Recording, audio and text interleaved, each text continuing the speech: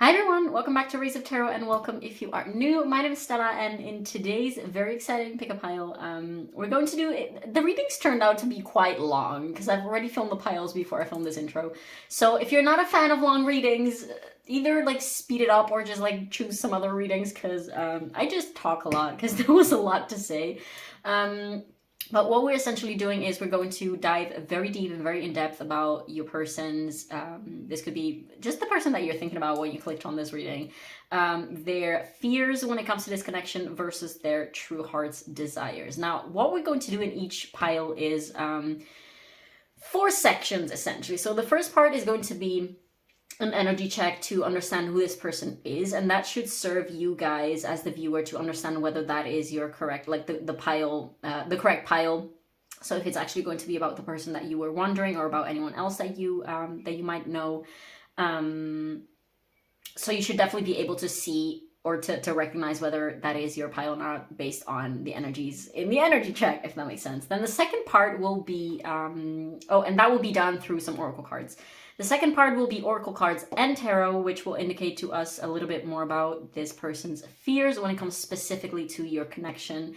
And then part 3 is going to be more oracles and more tarot cards, all about your person's heart's true desires / their higher self's desires. So separately from like their fears and their anxieties, what they truly want with you. And then the last part will be some advice for you watching this and potential just insight or like predictions with our trusty moonology. I love moonology. I don't know why, but she's got a very cool personality to me as a deck. And yeah, that's going to be it for all the piles. They were very interesting. I loved filming these readings. And yeah, without further ado, so for the piles, we have 3 different piles today.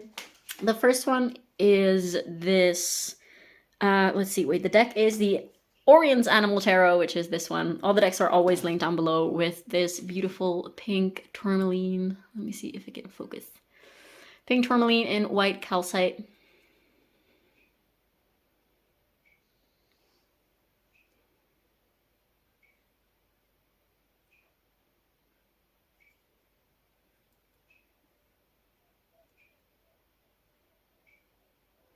And then on pile 2, we have the Black Tarot. For some reason, I just feel called to show you the boxes today. This is the Black Tarot with this tiger's eye tumbled crystal.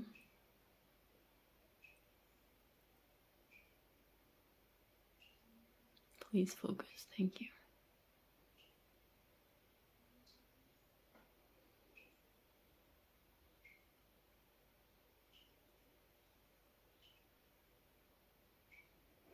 And then on pile 3, we have the Radiant Wilds Tarot, which is this beautiful deck right here. And this little rose quartz heart, which will hopefully focus.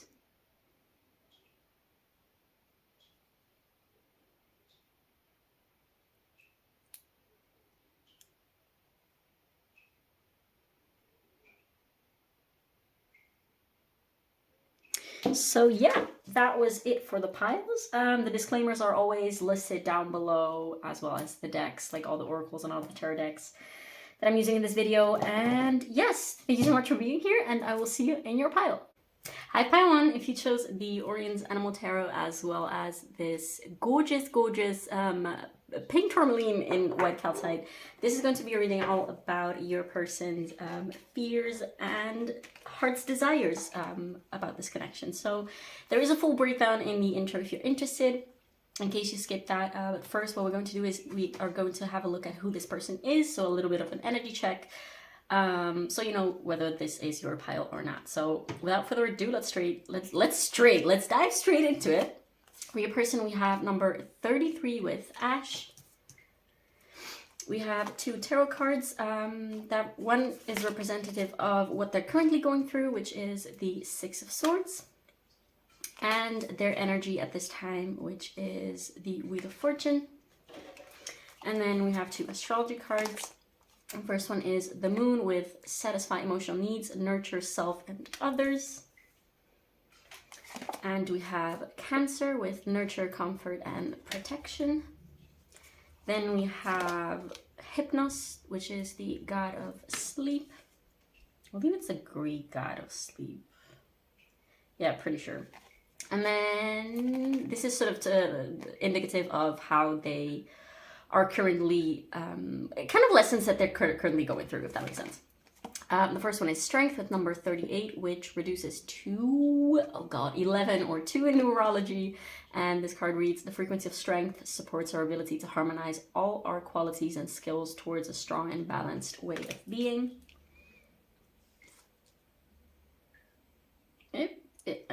And then we have Connection with number 14 or 5 in numerology. The frequency of connection supports our ability to find alignment and resonance with others, things, and ideas. So, first and foremost, astrological signs that are coming through right now. It doesn't have to be astrologically relevant for your situation or your person at all, but this is just like extra confirmation in case. We do have Cancer here, obviously. We do have the fixed signs with the Wheel of Fortune, which are Taurus, Leo, Aquarius, and Scorpio. And then we have the Moon, which is the ruler of Cancer, so we have very strong Cancer energy. But the Moon kind of, it does give me like Pisces and Scorpio vibes as well, so like the water signs. And Strength reminds me a little bit of Leo, because the Strength card in tarot is ruled by Leo. Anyways, so this person, who is this?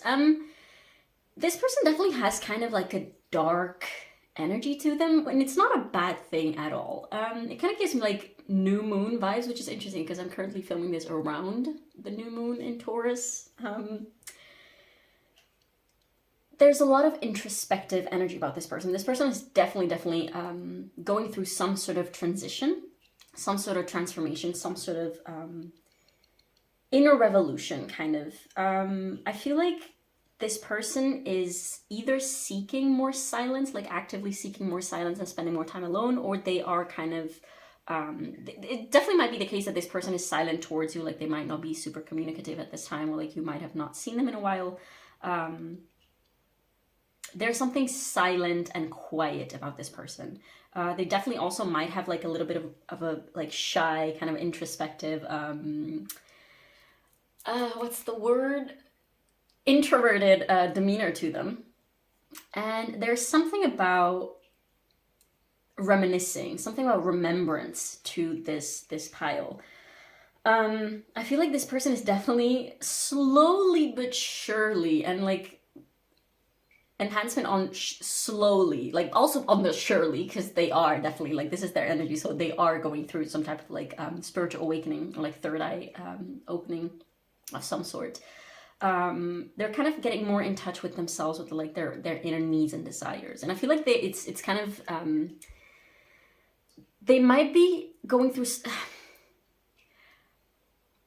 I feel like I'm having a very hard time explaining this energy at this time, and that's because this person might be very new to like inner work or shadow work or this type of healing. Like they're definitely moving towards like a new stage of their lives. And it definitely feels like this person is also kind of how they're showing me this is like this person circling around, like beating around the bush when it comes to like a certain ego death. And it's not that they're actively avoiding it, but it's just they perhaps never have experienced a transition or like a transformation as they are about to go through, and therefore they're not even, I just heard uncertainty and unknown. So like there's something on the other side of the threshold. It sounds very vague, and that's because this person feels like what they're going through is very vague. If that makes sense. If you're watching this, you're probably, well, I assume that you're into things like spirituality. You know, you're watching a tarot reading. But you might know that spiritual awakenings, they're just like recurring things. It's not that you awaken for whatever that even means, because it's different each time, and different parts of you can awaken. So like awakening is not like one certain thing that is the same for everyone, but they're just like recurring events that happen as a result of one another. So like first you have like step one, and then you have like the second one, which is like an addition to your previous awakening, and then it kind of like adds up to each other, if that makes sense. It's a journey, it's a process. This person is definitely they have no idea of what's going on currently inside of them. With this kind of looks like, God, what is the name? Oh, black tourmaline. Oh, that is so interesting. There's something about black stones. There's something about the color black. I feel like they're about to go through an illumination of some sort.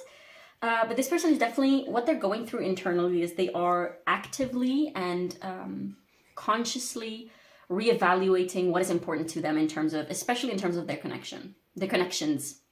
This person, there's a lot of pondering going. This is definitely a very, very deep thinking type of person. Very, very introspective, very emotional. There might be a lot of emotional cleansing and emotional purging that might be going on behind closed doors for this person. But they're definitely kind of, it wouldn't surprise me if this person used to value, or like used to like, I'm getting Knight of Wands vibes right now, if they used to value like partying and doing substances and having a lot of fun and going out all the time, and like going out every day of the week or something like that. But this is changing for them, and they're kind of resisting this change because there might definitely be at that point in life in which you're kind of like outgrowing your surroundings, and that is so deeply uncomfortable. Because when you're, this person is definitely very uncomfortable around their own journey right now, because they feel kind of like they might feel guilty, or they might feel that they might be new to like all this spirituality, that type of thing. But I'm just gonna say it as it's coming through. The energy that I'm embodying right now, kind of like this like uncertainty, or like, oh my god, what is going on? What am I saying? This sounds so silly. This is kind of the energy in which they're in. But whenever you do have like some type of spiritual awakening, or when you go through personal growth, it is not unusual to outgrow people. And this does not mean that you're better than them, or that you're above them, or that you are further than them. It just means that you're like growing apart from certain people. So like this person might be still wanting to hang out with their old friends, which might still be their current friends, but they definitely feel some type of discrepancy between them and how they used to connect before. They don't resonate a lot with their surroundings and their environment and their social circles anymore. Perhaps indeed because there's a lot of partying and a lot of substances going on, and a lot of numbing, and a lot of perhaps like superficial conversations. A lot of fun for sure, but this person is kind of realizing and awakening to the fact that they need something more, something deeper. This person is definitely giving me kind of outcast vibes, so there might be a depth to this person that is like a depth and a sensitivity to this person that you don't come across often, like out and about in society. Like this person might be, we have this Cancer energy and this Moon energy, which are like strongly related. They both are about like nurture. They both have the word nurture here. So this person is definitely feeling and craving and just needing more deep and soft types of connection. And I feel like they don't have a lot of those, because even if as I speak these words, it feels very uncertain and very shy, and kind of like almost not even daring to admit that, but it's kind of like becoming an undeniable truth to them, that they're just not satisfied by their current connections anymore, and that they need something deeper and something more spiritual, something more authentic and raw. And I feel like this person doesn't even know what that would look like, because again, it feels very mysterious to me as I say this, and I know that's not my energy, because I know exactly what that would look like. Luckily, I'm this is not about me. Why am I whatever. This person is definitely bringing a lot of awareness to their thoughts and to their needs and to their emotional needs, if that makes sense. And they might, with this hypnos sleep coming through them, they might be having a lot of trouble sleeping. Like perhaps they are still engaging in things, like perhaps like even smoking, what do they call it, like the good or something like that. They might be smoking a lot or doing like a lot of substances, and just like not getting a lot of sleep, which might be I'm getting like lethargic type of vibe. So like they might definitely be having trouble with like their sleeping patterns, and it might be not getting a lot of sleep. They might be tired a lot of the time or something like that, but they kind of like have to keep going, because you know we have things to do, we have bills to pay, and then groceries to buy, and stuff to do because we're humans and we live in a society. Anyways, this person is kind of letting things go with the flow with this Wheel of Fortune going, appearing here. They're kind of like letting things go, which is a good thing, but also it's coming through as a rather shadowy thing. Like they're kind of, there's a passivity, a passiveness. What is that word, guys? Help me out here, because English is not my first language, but there's a passiveness. Let me see if we're still rolling. 11:33 as I look right now. 33, we had an 11 as well. Yeah, those might be relevant numbers to you guys. Doesn't have to be, but take that as a little extra synchronicity. If that applies. What was I saying? Yeah, this person is kind of not forcing anything, not really making, like, taking any active action, if that makes sense. They're not really taking any action towards like changing their outer environment because they're really busy with their inner environment. So I'm sensing for a lot of you, if this person hasn't come towards you yet, if they haven't like been speaking to you, it's because they're in hermit mode, literally. They need to like shine light on their insides, like they might be on their inside. That sounds so weird. Anyways, on their inner world. And they might just be getting in touch with their subconscious, and that takes a lot of effort and energy.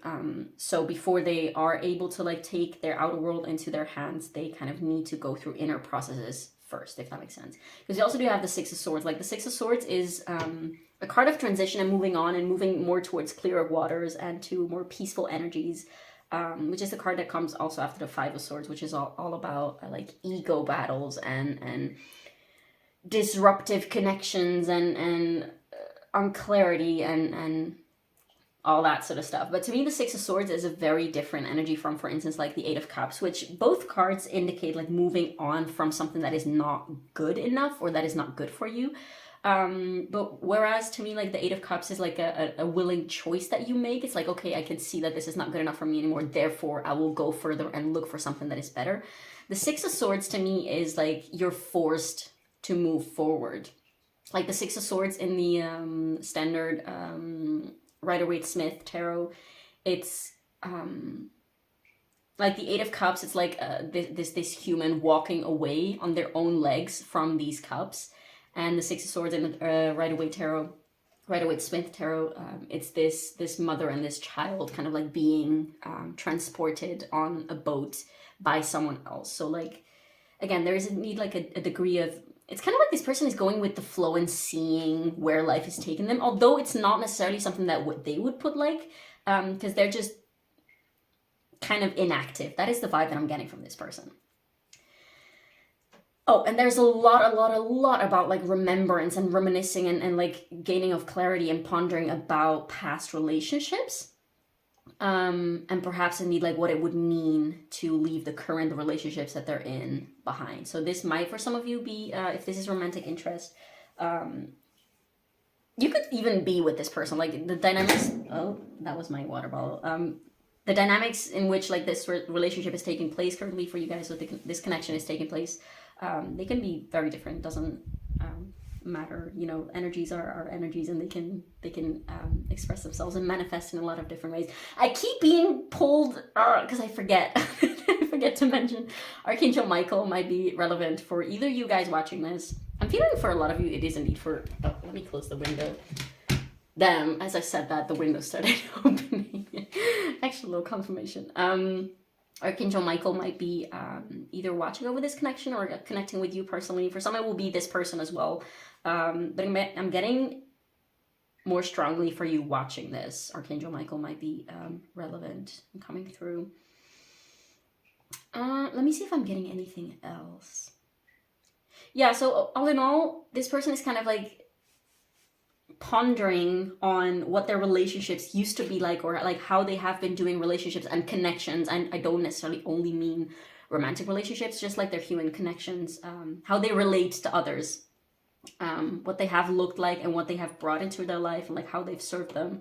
But definitely they're coming to realization that their values in terms of what they want and need in connections are different from what they have been having, and that they need something more, something newer. And they might have been someone who has been living in kind of like extremes, if that makes sense.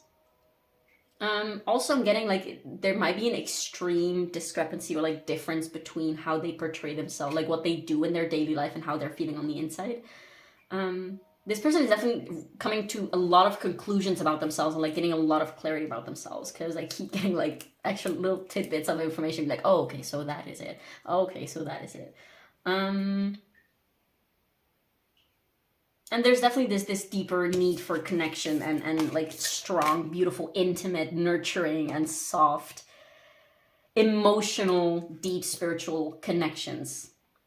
That is something that is being highlighted very strongly here. But let's see next what this person's fears are about. Let me see if this is the right stack of cards. Yes. What this person's fears are when it comes to this connection with you, pile one. So we have a bunch of pre-shuffled oracles, and I will pull some tarot as well after this. I need to censor this because YouTube is not a fan of titties. But we have Erotic Bliss number 17. There was, in my previous reading, I also had this card come out in a pile. So let me know. I'm curious. I would be curious to know if this is like the same person that I'm channeling. If you had the same pile, definitely feel free to let me know. But it doesn't have to be, like, it would just be funny. Anyways, about their fears, we also have the Rose of Venus, alignment, flow, right relationship, harmony. We have You Got the Love, Hadrian energy, codependency, boundaries. We have number 76, which reduces to 13 or 4 in numerology, with death of the deceitful. And we have Emerald and Milk Thistle, Heal the Healer, Soul's Truth, Atlantis! Atlantis, Emerald, Tablets. Let me double check again if we're rolling. Yes, we are. 1804. I don't know why I felt the need to say that. That's not an angel number.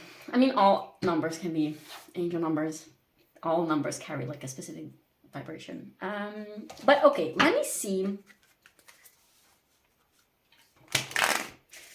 Let us pull some tarot cards about this person's fears when it comes to this connection before we move on to... Okay, so I saw a card that I'm not going to say what it is. I will let you know if that card comes out, because usually when I'm like splitting open the deck before shuffling, there is like some relevant energy already. Anyways, whatever needs to come out will come out.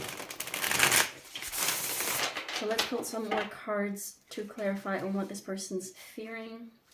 Like, what fears this connection triggers into your person, if that makes sense, before we move on to what their heart truly desires for this connection.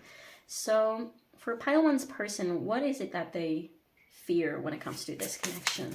What fears are being triggered within pile one's person when it comes to this connection?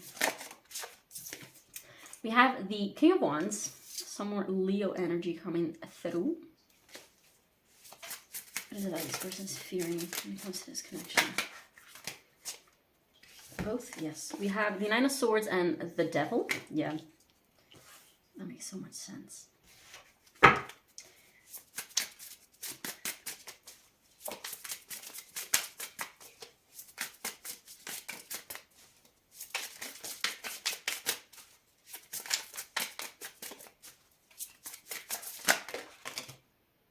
All of these? Oh, wow. Okay, I guess I'll just take in all these. So we have the Strength card, which is interesting, with number 11. More Leo energy. We have the Eight of Swords, and we have the Seven of Cups. What kind of animal is this?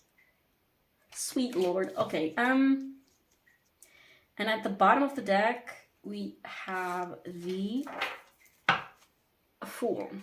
Can you see it if I put it there? Yes, lovely.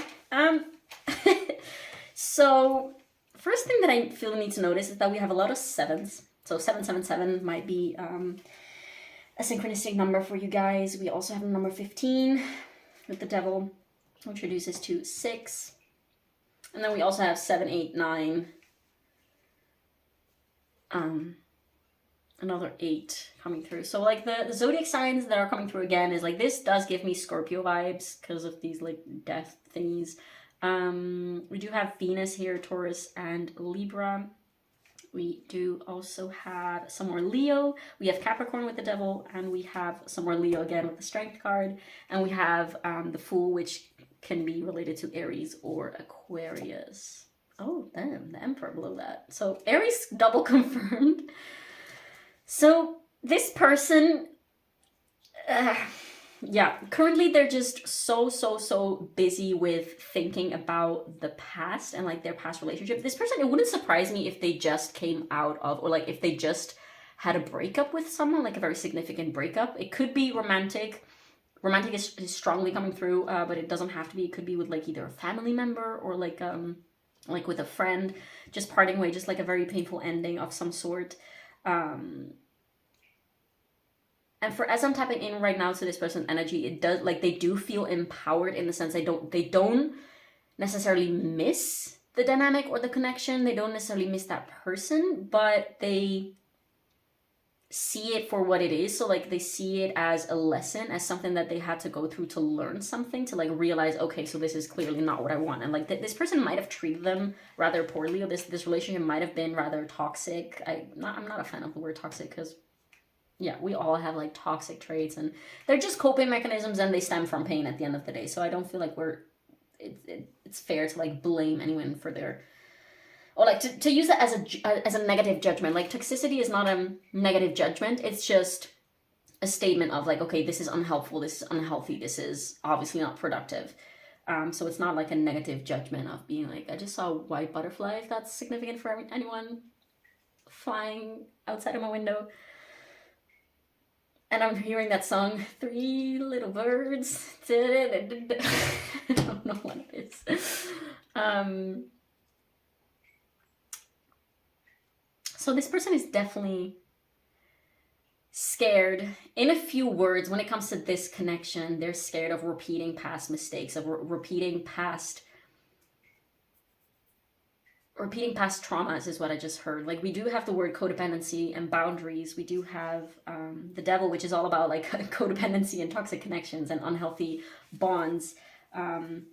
We do have Strength, which is all about like also like I mean, it's about a lot of different things, but in this case, what is coming through is like showing yourself in a way that you're not like repressing certain emotions or repressing like the softer parts of you, which would make a lot of sense, because I feel like perhaps this person has had needed to suppress like the softer, gentler, more sensitive, emotional parts of themselves in their past connections. So that would lead to a lot of isolation, because we do have the Eight of Swords and the Nine of Swords, which talks a lot about, these cards are both a lot about like isolation and being trapped in your own mind, essentially.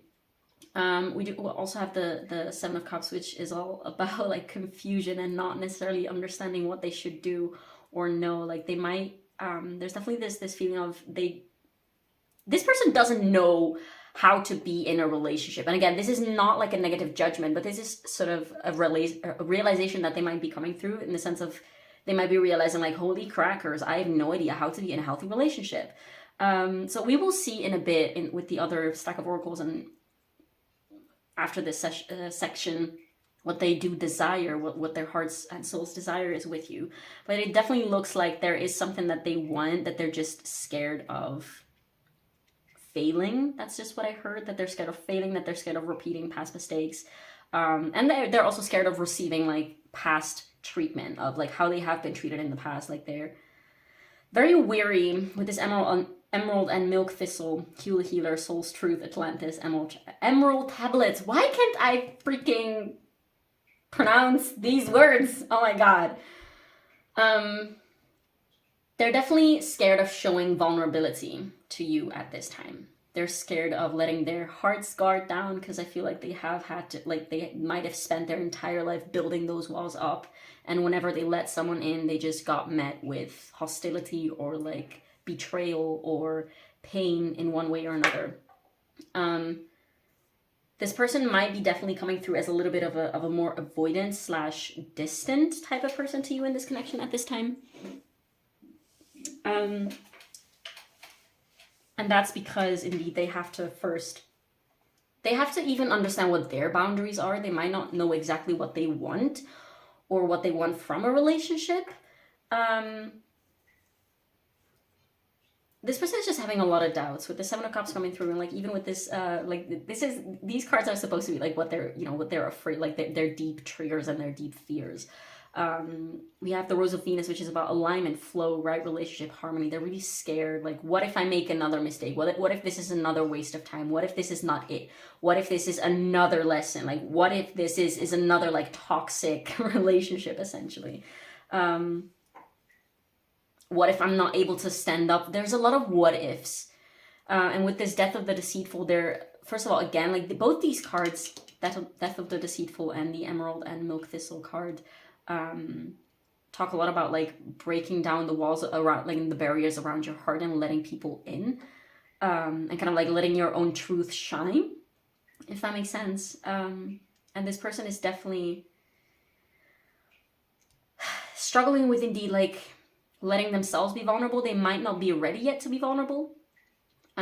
Which is, I mean, if they're not ready yet, that is a boundary. They might not even realize that. They might be in a space in which like, oh, I should be vulnerable. I should be more confident. I should be more outspoken. I should be more this. I should be able to take more action. I should be able to quit this lifestyle that I'm not liking anymore. This person definitely might be struggling with some type of addictions.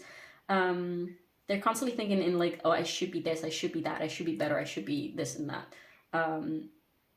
But truthfully, if someone is just not ready to be vulnerable yet, that is a boundary. And the fact that they're not owning up to it, that is the lack of boundary, if that makes sense. So the problem is not with where this person is right now with their fears. The problem is not that they're not ready for intimacy and being vulnerable. The problem is that they're not willing to say like, hey, currently this is not where I'm at. I'm not ready for this yet. So this person definitely struggles with even understanding what their boundaries are, if that makes sense. And they're also definitely scared of making that step and kind of like making this big change in identity. That's the word that I just got. Changing their identity, and because this would mean leaving behind a lot of people that they're used to, perhaps like even childhood friends or childhood friendships, or like maybe even a long-term relationship that they might be still in. I don't get that that's the case for a lot of you, but for some of you that might definitely be the case. Or they just feel like they might lose something. And again, this would probably not be the words that they use, because again, if you leave behind like either a toxic connection or a toxic lifestyle, it's not that you literally lose or miss something, but it is still like an attachment and a cord that you have to cut, so that is perceived as loss by your subconscious and by your system, because it is like change and a drastic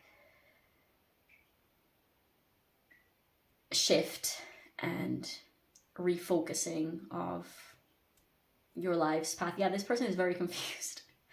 This person is very confused, but they're doing freaking amazing. They're definitely, they're in for very, very, very beautiful transformation. And I'm not getting much information about that yet, because again, this person themselves doesn't even see what that would look like.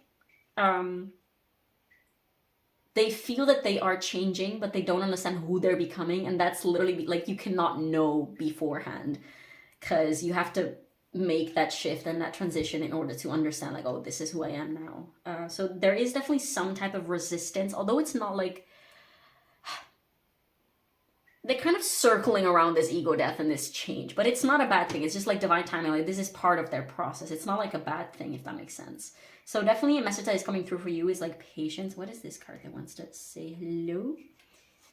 The Ace of Swords. Yeah, this person is going towards clarity. And another thing that they're scared of is they might be scared about, what is this exactly? There's something about sexuality, something about performance. Perhaps they're I feel like this is very cute. This is very sweet. I feel like this person is so sweet, but they might be used to like a little harshness and hardness around them, like in their environment. They might have had to put up this like harder, harsher, tougher type of demeanor and like attitude to match their environments, like as they grew up and as they developed, and like they're now indeed like realizing that they want this softness and this I keep going back to that, and that was like in the previous stack of cards. This is not even about, like this, but it's coming back again.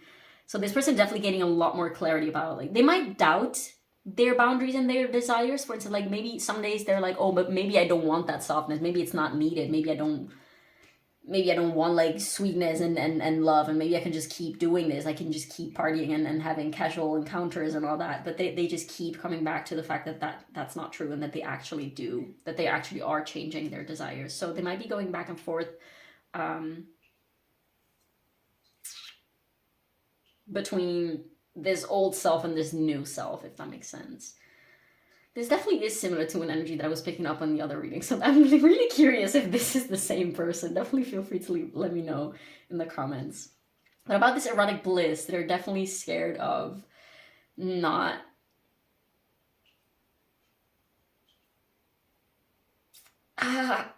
I'm getting a blockage here in this specific message. I can feel it, but when it comes to voicing it and wording it, there's something about sexual energy. Perhaps this is like sexual energy is something that they're struggling with, and perhaps like I will not push it too much, because again, if this is like a boundary of this person that they don't want to like talk about that, or like go into that into this sexuality energy and sensuality energy that is coming through, I will respect that. I will not push, which it might be also a message for you watching this. If there has been something that they haven't been able to tell you yet, don't be hard on them. Let them be in their own process, and they will show up once they're ready. They will tell you once they're ready.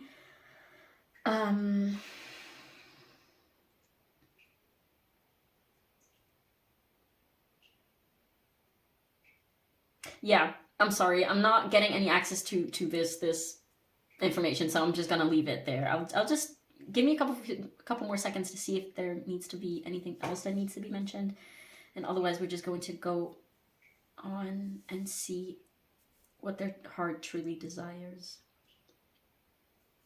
Oh, wow. Holy, wow. Okay, so they're scared. They might be so deeply like sexually attracted to you, but that's not just like a physical thing. Like it's like this magnetic pull. Like it's almost like they can't get you out of their mind, and they're scared of it being a trap, indeed, like the trap of Venus, like fly trap of Venus flytrap or something like that, this carnivorous plant. They might be scared of getting vulnerable when it comes to sexuality, because they might just have a lot of trauma around that. I do feel like they don't want me to talk about it, so I will just stop with that. It does feel very uncomfortable and very vulnerable and very sad and painful. So just be aware that there is something along those lines, but you will know once your person is ready. I don't feel like it's my place to talk about it today, even though it kind of came through the cards. But okay, I'm just gonna put these cards back into the deck. So we're gonna shuffle again in a bit, and I'm gonna put these cards away and take the next stack of cards. And this, okay, first the oracles. So these stack of cards are meant to represent your person's oh my god, it's so much. Whew. Okay, let's just get into it. I've seen these cards already, but oh my god. Sorry. Okay, your person's heart's desires for this connection, and I feel like I'm gonna throw up, but like in a very beautiful way. Okay, let's just get into it. Oh my god, let's go. So this is your person's higher self, like soul, true, core desires, like what they really want. First we have number 10, the warrior of love. I just heard warrior, like a battle person, like warrior, like you, and someone who worries. We have the grandmothers, remember your roots, perspective, trust the weavings. And we also have star ancestors, hidden secrets, lost wisdom, look a little deeper. We have number 11, good things. And we have blue kyanite and honeysuckle, sword of truth, with the elements of, should be water and air. Freedom, warrior of light. Oh wow, oh my god, I didn't even notice that before. Stop holding yourself back. you guys, I want to cry and I want to just, this person has so much love for you. Like this person's higher self, I'm literally, like my eyes are literally tearing up right now. This person's higher self has so much love for you and your soul family. This person might be realizing or not, depending on where your person is. My hand is literally shaking right now. What is happening? Oh my God, please. I hope this doesn't become too overbearing because otherwise I will have to stop like filming. I don't even want to pull the tarot yet because we first have to talk about this. So this card is also like the book mentioned remembrance or like remembering. Let me take it again. Let me take it out again. You can skip forward if you don't want to see this part, but it was, okay, page. Blah, blah, blah. Blue kyanite, and one of its gifts is to help you access past life memories, especially those stored and held in the throat.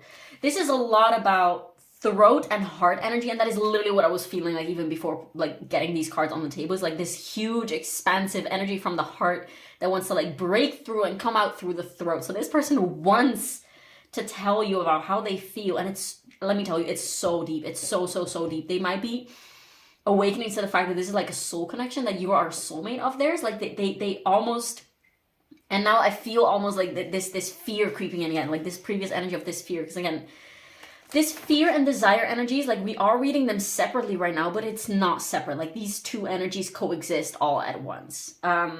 This person might be definitely struggling with like accepting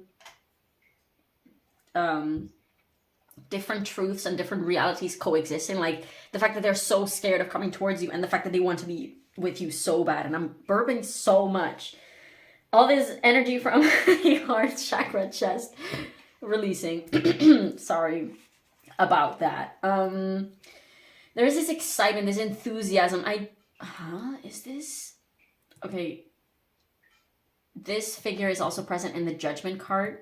I'm not entirely, is this Ra? Is this the god Ra? I'm not entirely sure. I'm not too familiar with like Egyptian gods. It might be, ancient Egypt might be something that you resonate with or that you guys are both interested in. If that's the case, then you possibly could have like an Egypt past life together of some sort. I just heard priestess. We have the number 11 again, by the way. There is something that this person is starting to remember.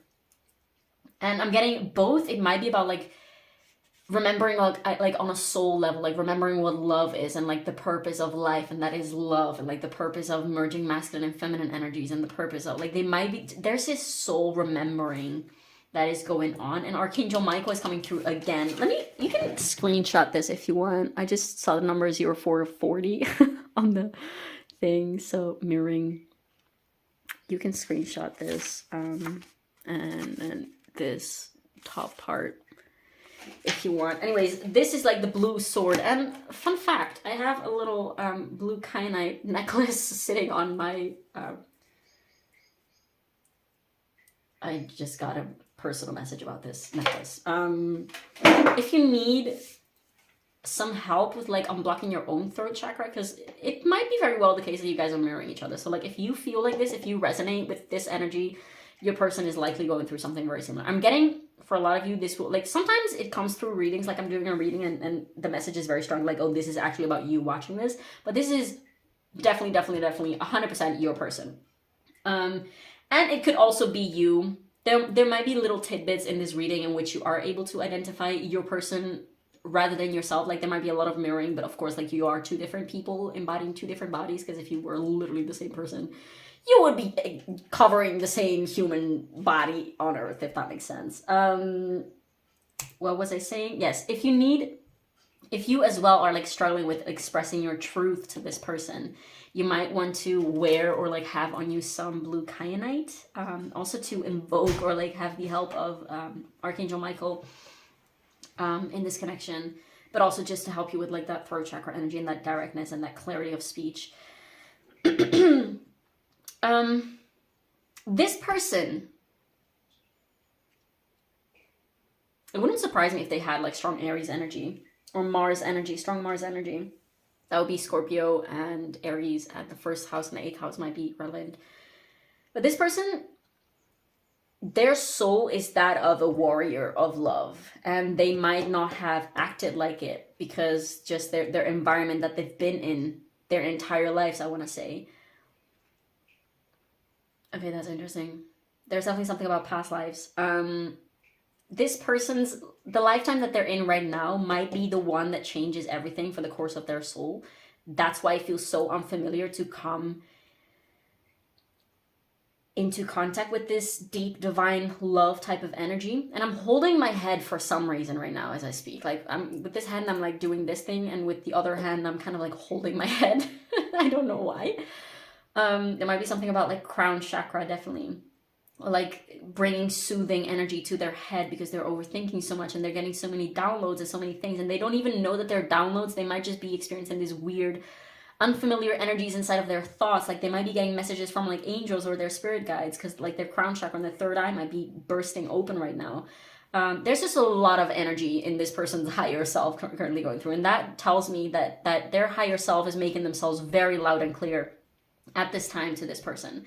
So you can bet your freaking left and right hand and all your legs and your everything that you have. I don't know why I said that way. That was weird. You can bet everything that you have that this person is coming to an awakening, that they are on the brink of an awakening, that they are coming to realizations, that they are coming closer to themselves, that they are getting so much more. I also just saw the Nine of Wands in my head. Let's just pull some tarot in a bit as well, because that's we ain't even halfway. This person is desiring to break free with you and to allow themselves to enjoy. There's something they feel, there's something about them feeling so much with you and seeing so much potential with you, but being just so scared and kind of like holding back because they might just not be used to it. And they might have dreamed about a connection like this their entire lives. And I'm getting waves of heat right now, and it's so strange because it's especially in my shoulders. There's just a lot happening energetically to this person. So if they are silent, do be aware, do be aware that things are happening and they're transforming and they're transitioning within this person. Their heart is activating, their throat is activating, their third eye and their crown are activating. They just want to feel good with you. They just want beautiful things with you, and they want to talk to you. They want to talk to you, and they want to ask you if you feel the same. That is, I'm gonna cry. Oh my god. They want to ask you if you feel the same. They want to know if you feel the same.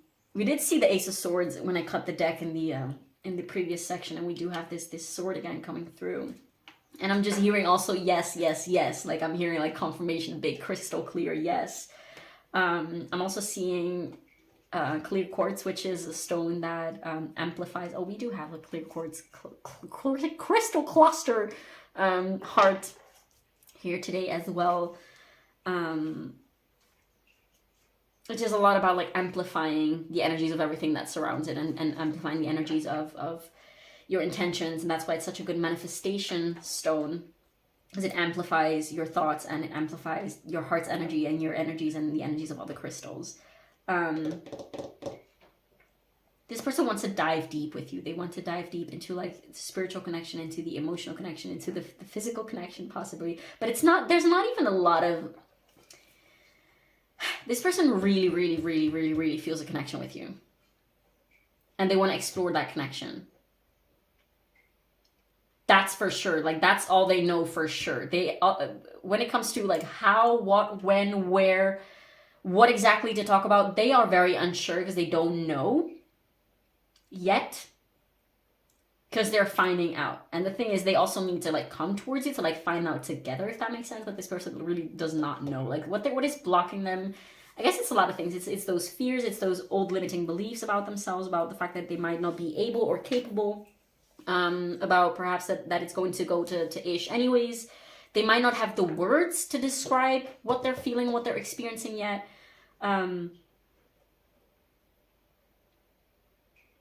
What is very, very clearly coming through is that they have reached, or they are reaching, or they're getting glimpses of their true core self, of like this beautiful, loving, confident, passionate, expansive, divine being that they are in their core.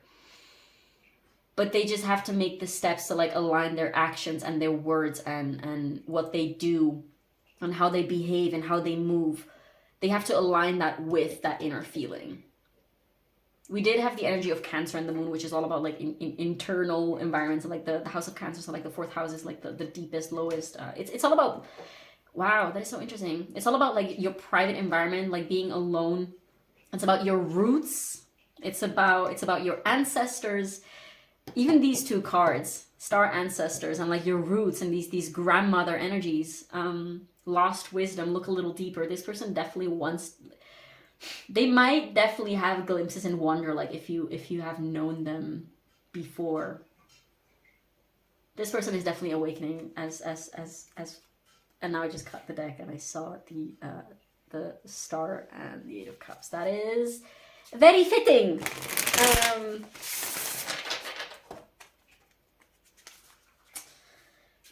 Okay, I keep getting a lot of things, but let's just pull the tarot and see what else, a little bit more in depth about, oh my god. This person might be playing a lot of different scenarios in their head and kind of wondering if they're realistic, like both in terms of what could go wrong and also in terms of what could go right. They're asking like, is this even plausible? Is this they might be going through like an 11th house perfection year. Doesn't have to be, but they might be having significant Uranus transits at this moment. What was I saying? Yeah, this person is having a lot of thoughts about this connection. A lot of thoughts about the potential, about where it could go, or where it could go wrong, where it could go right. They just have no idea because they haven't really seen it yet, if that makes sense. But for Pile 1's person, what else is it that their heart truly desires for this connection with Pile 1? What is their higher self kind of like pushing them to go towards? What is their true heart? Do I take them all? Okay, I have to take them all. So we have the Chariot. More Cancer energy. We have the 4 of Pentacles. And does that go in reverse? We just keep them in reverse. So we have the 5 of Swords in reverse. We have the Hierophant in reverse, Taurus energy. We have the 4 of Pentacles. I feel like I need to put it that way. 4 of Pentacles, the Chariot, and let's pull 2 more cards. What else does this person's heart desire? Their true desires when it comes to Pile 1. We have the High Priestess. Didn't I mention? Yes, I did at the beginning. High Priestess vibes. More Moon vibes, more Pisces vibes. Wow. And we have the Fool again. So, and at the bottom of the deck, we have the 6 of Wands with the Magician. Oh my god. That's Mercury energy. Virgo and Gemini. You guys. So, this person is coming. Let me tell you, they're coming. It might be taking a while. They might be a little slow because they are going back and forth and they're not entirely 100% on board yet because they have to settle some things within themselves first. But they're getting there. They're getting there, okay? The timing for this will be different for everyone watching this. For some, it might be tomorrow. For some, it might be next month. For some others, it might be next year. This person definitely wants to go for it. They want to create something solid and stable. They want to have this balance, like the Chariot and the High Priestess. They're all about like balancing white and black. Wow, so interesting. We also have black and white here. Yin and yang. Like there's a sense of completion. 6 of Swords again. 3 of Cups. There's a sense of completion. This sense of balance between the two of you that they want to reach, that they feel like is already there, like as a potential, but they want to tap into it and see, kind of like create it and like bring it to the surface, if that makes sense. Why do I feel like I need to pull more cards? Do I literally have to pull more cards, or is it just like the message itself that we need to pull more cards? Yeah, so there's definitely more to come. I feel like I want to pull more cards. Okay, give me a clarifier on this Hierophant in reverse, please. What is it that this person truly wants? Okay, so I just got the insight of I don't want to fully commit until I'm fully ready yet. And this might be something that they're not necessarily thinking in thoughts like this. Like there's a lot, I'm getting, how do I explain this properly? So there's a lot that their higher self is bringing into their awareness that this person is ready to receive at the right timing. Like the human brain, the human body, the human system needs time to process and catch up with like our 5D energies, if that makes sense. So like their higher self, at the end of the day, what is the higher self? The higher self is just like your most true core essential being beneath all the layers of fears and insecurities and blockages and traumas and bullcrap. So that would be their most expansive, most loving, most authentic, most aligned self. Which is always like a potential timeline that is showing up in everyone's life. That's how we, like, that's our intuition, that's our like our dharma, our like life path coming through, and like on our intuition and our desires and our wishes and our passions and those things. But this person's higher self is kind of like slowly dripping through, like little by little. There's a lot of information that this person is ready to receive, but again, it's they have to take it day by day to not get overwhelmed. They are already getting overwhelmed. So this person, there is definitely, they're not ready to commit yet or to be fully with you yet, because there's stuff about themselves that they have to sort out first. Like they have to get all their swords in a row. That's just what I got. They need to understand what their priorities are. They need to understand what to play, like who to place where in their lives. They need to understand what to do with these past connections or these existing kind of like wishy-washy connections. They need to get a lot more better understanding. That's not grammatically correct. But this person, definitely there is this desire to go for it, to move through, to go through with it, to say yes, to be fully in it. Although the fear, as I say this right now, the fears are kind of like steeping through, I don't know when you say that, kind of like coming through. Yeah, not all of them. I just saw the shape of Africa for some reason, so that might be, this person might be currently traveling in Africa or something. Oh well, Egypt is in Africa, so there might be something going on there.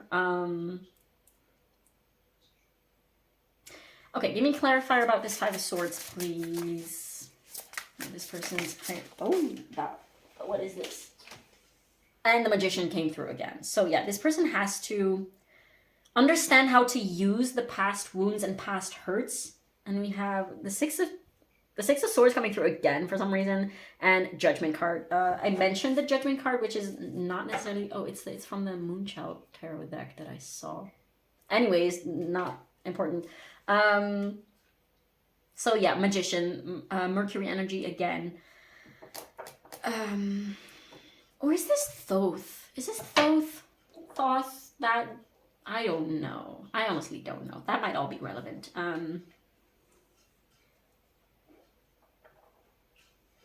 This person definitely is being pushed to get in touch with their higher self, to get aligned with their highest timelines, with their higher self, with their life's purpose for this lifetime.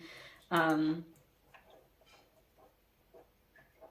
that might very well include you, because this reading is about their connection with you, and we do have the 11 and the mirroring and the Chariot, but this person is kind of... Oh wow, yeah, we have counterpart, like 5D counterparts energies. It's interesting because we did not have any Emperor or Empress energy, so that's like the High Priestess and the Magician are like the 5D counterparts, so like the Divine Masculine, Divine Feminine, on a spirit level, if that makes sense. And then you have the Empress and the Emperor, which is like Divine Feminine and Divine Masculine embodied on Earth, so like the Earth human versions of Divine Masculine, Divine Feminine. So this person is definitely being...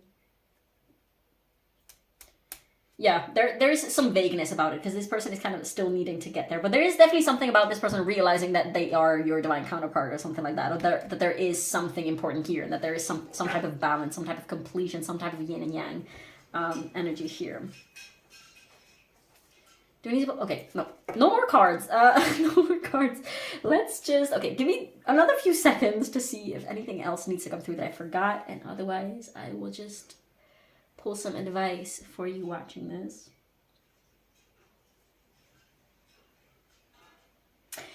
This person wants to be able to, but they don't know what yet. it comes and goes in waves. Like they're getting awareness and they kind of like go back and then they forget what they realize. Like those realizations need to solidify and ground into their mind, into their conscious mind, into their brain still. So they might be experiencing and perceiving a lot of things about you and the spiritual essence of this connection, and about love, like this core truth that is love. They might be perceiving those things like on a very soul level, but their brain needs time to catch up and to understand. Like they might need to find the words to describe those things before it makes sense to them. Because I feel like there's a lot of information that is missing, and that's just part of the message. Like, this is how this person feels about you and about themselves right now. Does that make sense? I hope so. Let me take... Okay, something that you, Pile 1, watching this should focus on right now, either when it comes to this connection or when it comes to just you and your journey at this time. I'm getting patience and staying in your lane and letting this person do its thing, do their thing. And trusting that they will come around whenever they need to. What does Pile 1 need to focus on at this moment, please? Pile 1 watching this video, what do they need to focus or integrate at this time? What is it that they should busy themselves with? We have, oh yeah, wow. We have number 9, allowance. And I just saw the 9 of Cups in my head. Sometimes I wonder, do I even need the cards? Because sometimes I just see cards in my head anyways. The frequency of allowance invites us to be open to whatever comes our way without judgment, without opinion, without fear, and without resistance. When we allow, the universe becomes our partner in the wondrous dance of existence and expansion. So I definitely feel like you guys are mirroring strong with each other in this energy. Like this might very well be your energy as well at this time. Although you watching this video might be a little bit more like kind of like on the waiting spectrum. Be like, okay, I'm ready for this to come in. But you know, this person has different timelines kind of. It might be interesting to look into like you and this person's like separate individual astrological transits. Now, for instance, we have Jupiter moving into Taurus, or just moved into Taurus like either yesterday or today, like at the moment that I'm filming. So you might just be wanting to look at how this transit affects you and how it affects this person individually. That might be interesting. But do we have to? Yeah, okay. So another message for you is no. Number 39, which reduces to 12 or 3 in numerology, and the frequency of romantic love supports our journey to feel whole and complete through the experience and reflection of a conscious lover. So there's definitely, this is so beautiful, you guys. Like, it's worth the wait. Let me put it that way. It's worth the wait. So don't beat yourself up. Oh, and we have number 36 on the bottom, which is not interesting. 369. This also reduces to 9. So 999. We're approaching a completion of cycles here, which is something that you might have already been receiving as a message from your guides, like synchronicities. The frequency of prosperity supports our feeling of well-being by allowing, we have the word allowance again, the inclusion of everything that makes our body, mind, heart, soul, and spirit sing. It invites us to express ourselves in joy and celebration of the abundance and riches that the universe provides. Yes, beautiful. So trust that there is abundance all around. I'm seeing also the number 68. I was about to say 69. But that was not the number that I was seeing. I was seeing 68. Anyways, 69 is also like a yin yang. That is so interesting. Anyways, what message does our almighty moonology deck, what insight, what wisdom, what do you have for pile 1 moonology? Oh, you know what? Fuck it, I'm not gonna fix this. It's okay. My Virgo brain will have to like be okay with this. I don't feel like fixing that.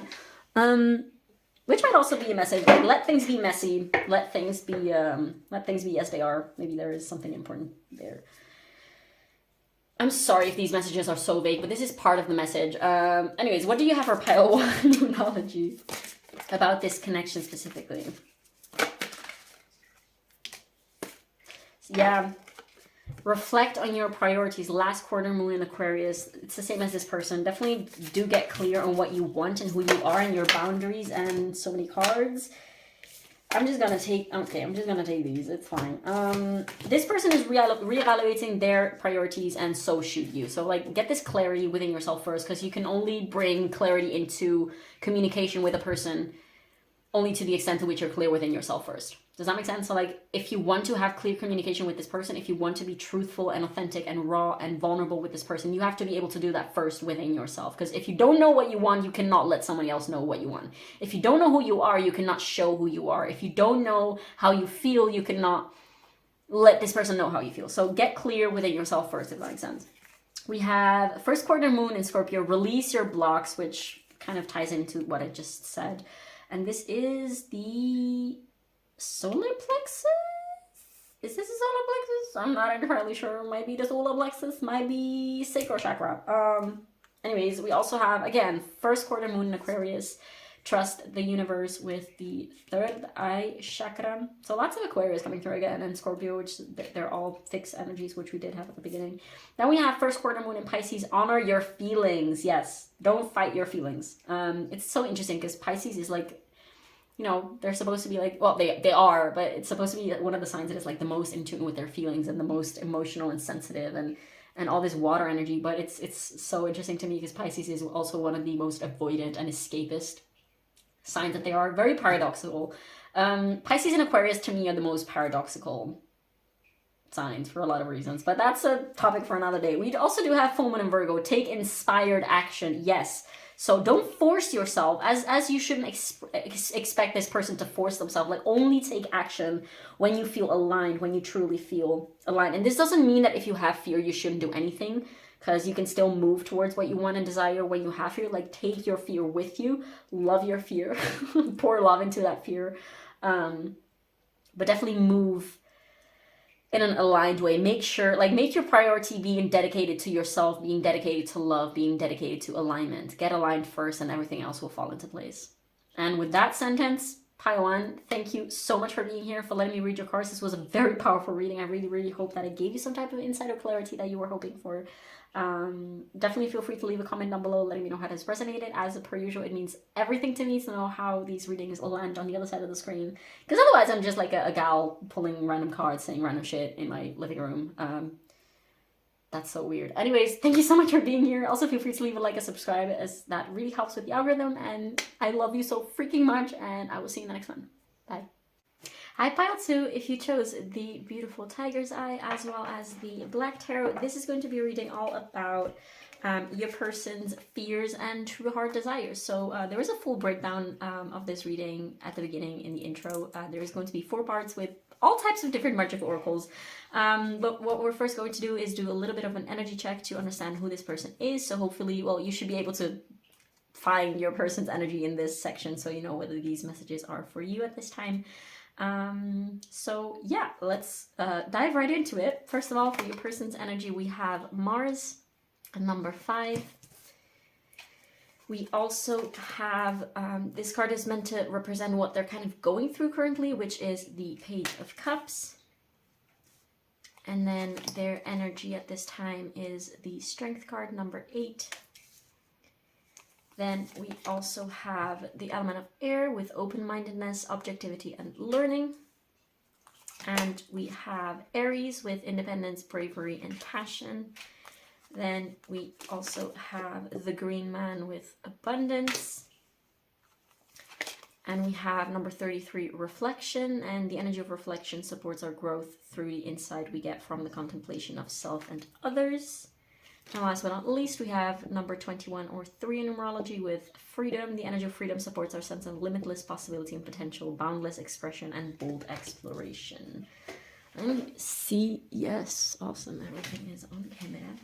So to start off, the first signs that are coming through, oh, I can't close the table more. There's a little split here that I can't, and a cat hair. Anyways, so the signs that are coming through very strongly are Aries, very strongly, because Mars is the ruler of Aries and Scorpio. Those might be relevant signs, doesn't have to. Strength rules Leo, or is ruled by Leo.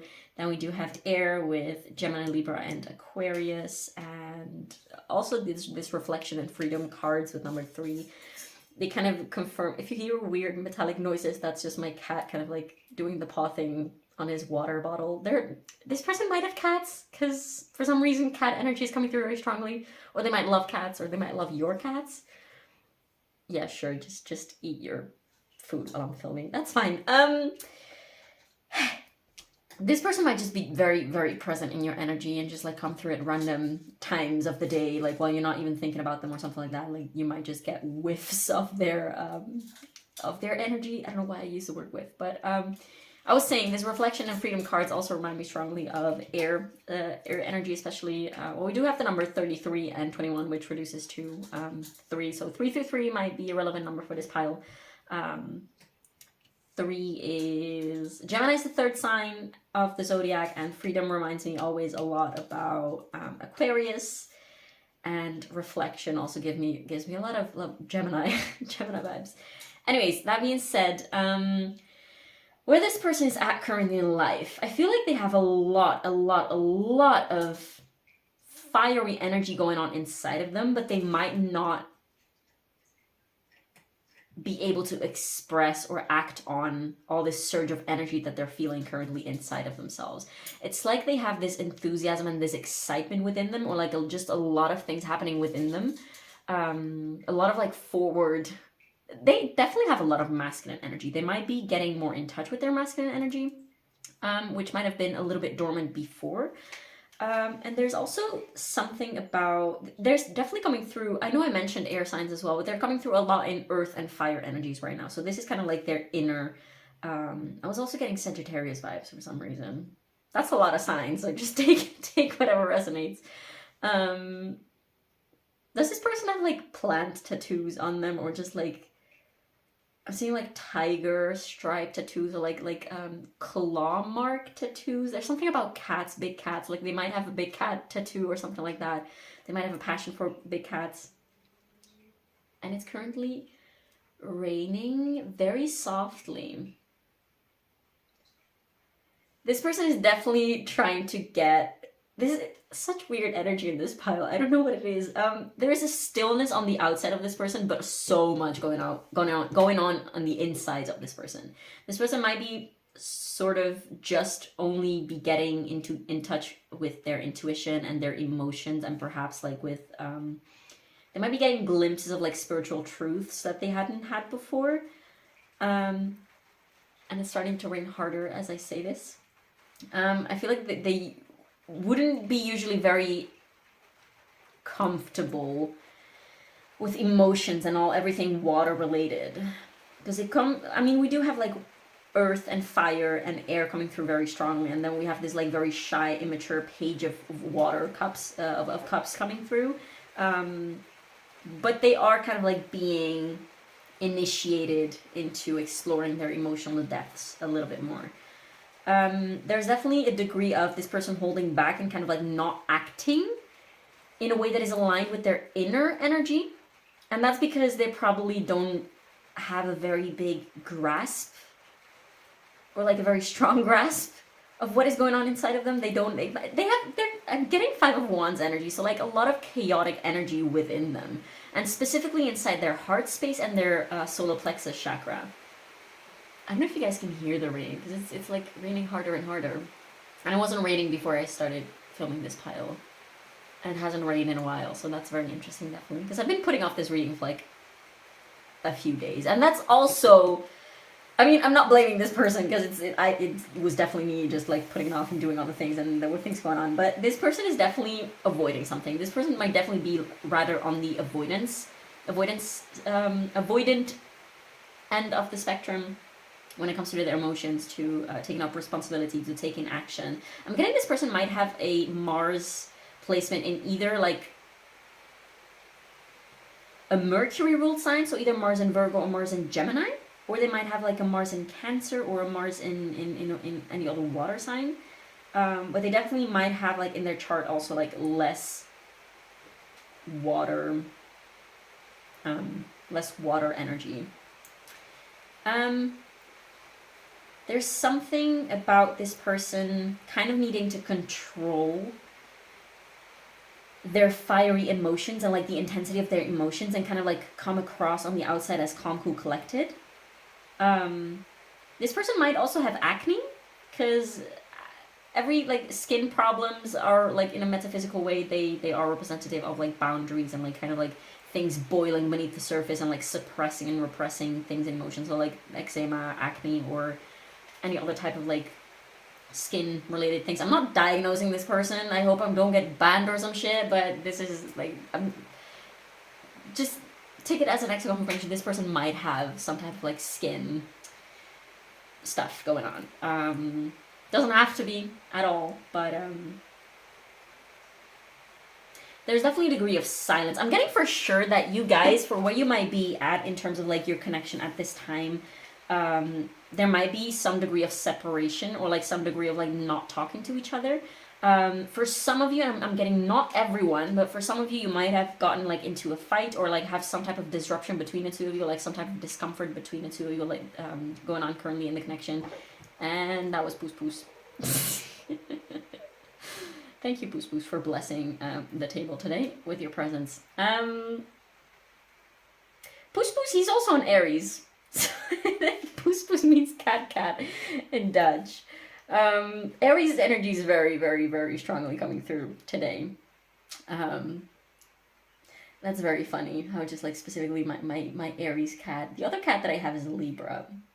And it's so interesting because like the Aries cat is definitely an Aries and the Libra cat is definitely a Libra. But back to your reading. So this person might also struggle a lot with lack mentality. And the feeling that there's never enough, that there's a degree of nervousness and a degree of like, oh no, I shouldn't be fussing too much, but also I'm worried. Like there's a paradoxical element to this person, because they want certain things, but they also don't allow themselves to like go after them. And they're scared of the same things that they desire, and they think that they're not there, but they also at the same time on a soul/heart level, they know that they're there, but they lack a lot of confidence. And I'm getting that for some reason, this person, for how they come across on the outside, nobody would actually tell, like at first impact, that they're lacking self-confidence. Like they might also be very straightforward with they might have a Mars ruled Mercury. They might have Mercury in Aries. Not getting necessarily Scorpio. I mean, it could be, but I was getting specifically like a very direct, bold type of communication style for this person. So they might come across as someone who's very self-assured and certain of themselves, but that's just honestly like a mask. It's a kind of like a wall that they put up, possibly because they learned to be that way. They learned to like mask their insecurities and then mask their softness. I feel like this person is suppressing both their softness and their hardness and their harshness. Although they might come out in like outbursts of energy sometimes, perhaps if you have been like one-on-one with this person, or if you have like been texting a lot with this person. So like if you have been communicating a lot through text messages with this person, and not much like face-to-face or like in real life, voice-to-voice, if that makes sense. This person might have showed to you some sides of them that they don't show when they're with you in person that often. Or like if you guys have been, I feel like this person might show their vulnerable side just like in one specific container, and then as soon as they might just switch completely, like from one day to the other, or like from 1 hour to the other, and just like be in a very vulnerable space in one moment, and then just like switch completely, and kind of like making it come across as if nothing was wrong, kind of pretending that they weren't that vulnerable, like just kind of trying to forget about that and be like, okay, now we keep going.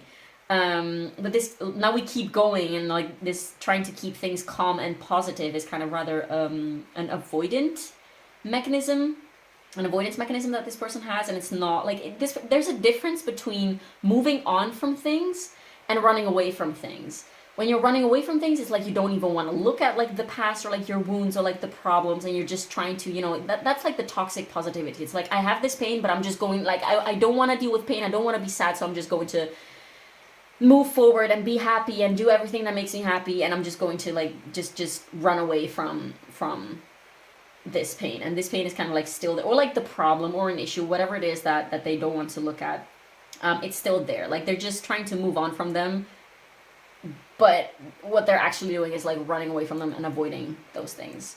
Because the pain and the problem and the issue and the darkness, they're still there. They're just refusing to look at them. This person is kind of like trying to go around the problem or their feelings rather than going through them. And as you probably know, one of my favorite quotes in existence is there's no way out but through. Like if you're trying to get out of something by avoiding that something, it will always come back in one way or another, because the only way out is through something. Especially when it comes to emotions and, I mean, problems in connections and issues between two people. If you ignore it, it's just like basically like an elephant in the room. It's there where you're just not looking at it or something like that. In order to truly move forward from something, you have to actually acknowledge and face and go through like whatever fear is present, whatever emotion, whatever trigger. Whatever trigger is occurring. Yeah, I'm getting a lot like this. There was a lot of silence before, and now there's a lot of noise, a lot of information coming through, a lot of chaos. This person might have a lot of 12th house placements or Pisces placements as well.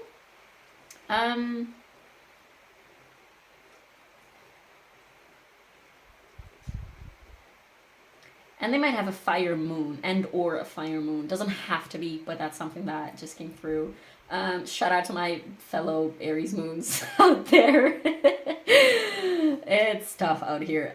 Anyways, yeah, there's something about selenite for this pile. Selenite is a very like, it has a very quiet, calming type of energy, like a stillness to it. It's a moon-ruled stone, but it also charges other stones and like cleanses a lot. I feel like I want to just like talk about a lot of different things and not really go straight to the point. And then this is literally this person's energy. They might be the type of person to pretend or act like nothing is going on, like nothing's really wrong while there is a lot going on.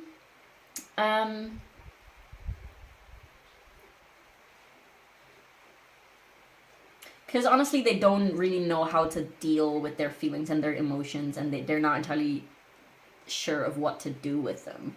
Although they have been getting glimpses, like they are making very, very small steps, I want to say, towards making a shift in this. Although it's not even like a choice that they're making. It's kind of like this is where their path is leading them. This is kind of like where their journey has been leading them naturally. It's like the universe has been making it so hard for this person to keep everything bottled up and trapped within themselves that it's almost impossible for them to like keep ignoring these things. This person might definitely be someone who comes across as very positive and very confident and very like very energetic, very kind of like sunshiny, powerful, warm type of person, but they also like might have periods of time in which they kind of like disappear and retreat within themselves completely. Like you might just suddenly from one day to another not hear from them for days or weeks or months, whatever is like a long time to not hear from them for you. This will differ for everyone. And that's because they just get so overwhelmed by everything, by like the noise outside of them, which is honestly a reflection of the noise inside of them, that they just kind of like shut out everything and everyone and just like retreat within themselves and do whatever it is that they do to cope.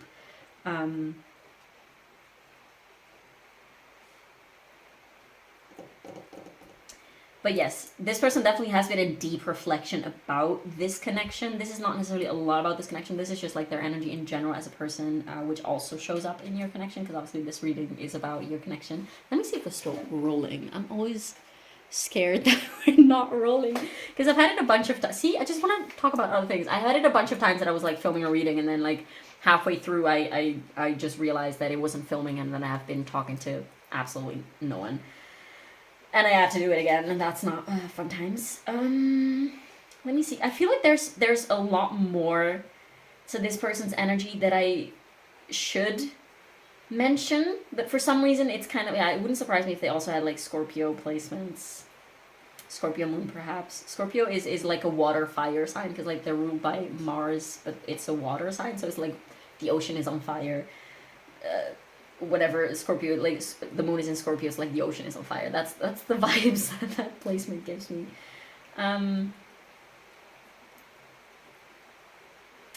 Let's just move on and see what this person's fears about this connection are.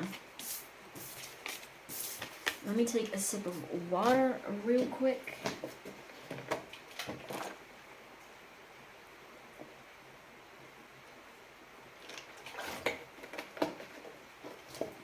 Yeah, this person might feel a little numb or dissociated sometimes. Is this the right? Yes. Because it gets so much for them that they just, their system kind of gets overloaded and they kind of like shut down, both internally and externally. They might struggle a lot with feelings of numbness, or like not feeling anything at all, which is just like it's just, and I say this very lightly because it's obviously like a big deal. But feeling numb is just a result of feeling so much that it's just unbearable and that you just cannot cope with it, or just like having so many thoughts that it just becomes like an overload. So your system is kind of like forced to shut everything down, and you cannot do that selectively. Like if you shut down one type of emotion, then you shut down all types of emotion. That's why numbness is so why numbness is such an issue. I want to say, like, I feel like I'm not very eloquent in this pile. Like I cannot word things properly. So this person definitely has issues with expressing the depth and the extent of their emotions, because they feel very deeply, but they cannot rationalize their emotions very well, their experiences very well. And whenever they do try to speak them out to you or to anyone else, they feel like there's no point in trying to express it, because they cannot convey the depth and the seriousness and the impact and the extent, the real depth of their energies and their emotions. So they're like, what's the point anyways? Because I cannot, like, if they're having like really dark thoughts, the only word that they have to like describe it is like, I'm sad. But obviously, like, the word sad doesn't encompass like the severity and the depth of the emotions and the things that they're experiencing. So they're like, why? Like, I'm not even gonna use the word sad because it doesn't match. There's something about their external world and what they're showing and what they're giving not matching their inner world. So like there's a discrepancy between,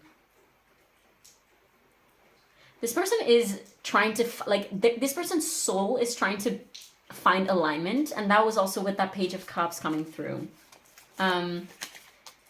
This person is kind of like being gently and not so gently nudged towards alignment by spirit, by their soul. I don't think this person, and this doesn't have to apply for everyone, but I think for a lot of people in this pile, this person that you're asking about, they would not identify someone who's like spiritual. Like they might criticize like people like hippies, and they might like talk shit about like retreats and yoga, and maybe talk about like new age stuff, which I mean, all the new age stuff like astrology and like herbalism, things like that, they're more ancient than most things and values that we have today, if that makes sense. I really feel very, very not eloquent specifically in this pile. So again, this person might have a lot of trouble like voicing how they feel, and that's because a lot of the time they don't even understand themselves how they feel, and that's why they get so stuck in these feelings of numbness. And I feel like I'm dwelling. I feel like I keep coming back to the same things over and over. So let's just, but that's the energy of your person. So I hope I'm conveying that properly. But let's see what your person is currently fearing about your connection, about this connection with you specifically. We have, again, number 21 with balance and unity. And this does not mean that they fear balance and unity, but we'll just get into it as we go. We have the Mother Rose, returning to each other, compassion, humanity.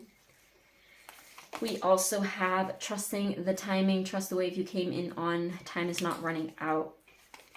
Is this person like having a fever or something? Or did they have like a fever recently? Because I'm feeling like heat in my ear. And I was getting very lightheaded right there for a second. And we did have a lot of Mars and Aries energy, which is all about like heat and inflammation. So that's definitely very interesting. It might be someone who's like very hot-headed, and like sometimes like they appear like a calm, cool, collected, like happy, warm person, but then they have these outbursts suddenly. Yeah, that's kind of like very Piscean energy too. There's this intensity to them for sure. There's like a numbness and intensity. This person is very paradoxical, so they might be having a hard time figuring themselves out. Let me cover the titties and the things here because YouTube is not. We're gonna equally cover the female titties and the male titties because, you know, why not? If we're covering one, we're just gonna cover everything.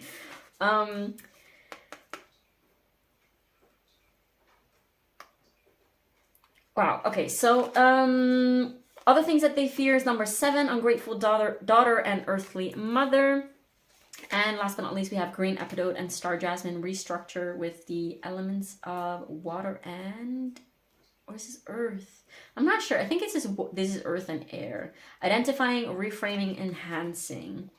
This person might have struggled concentrating, because when I was reading some of these cards, descriptions in the guidebooks, it's like I couldn't even read it. Like I was skimming through the words and I wasn't getting anything. I was like, this person might have ADHD, possibly. But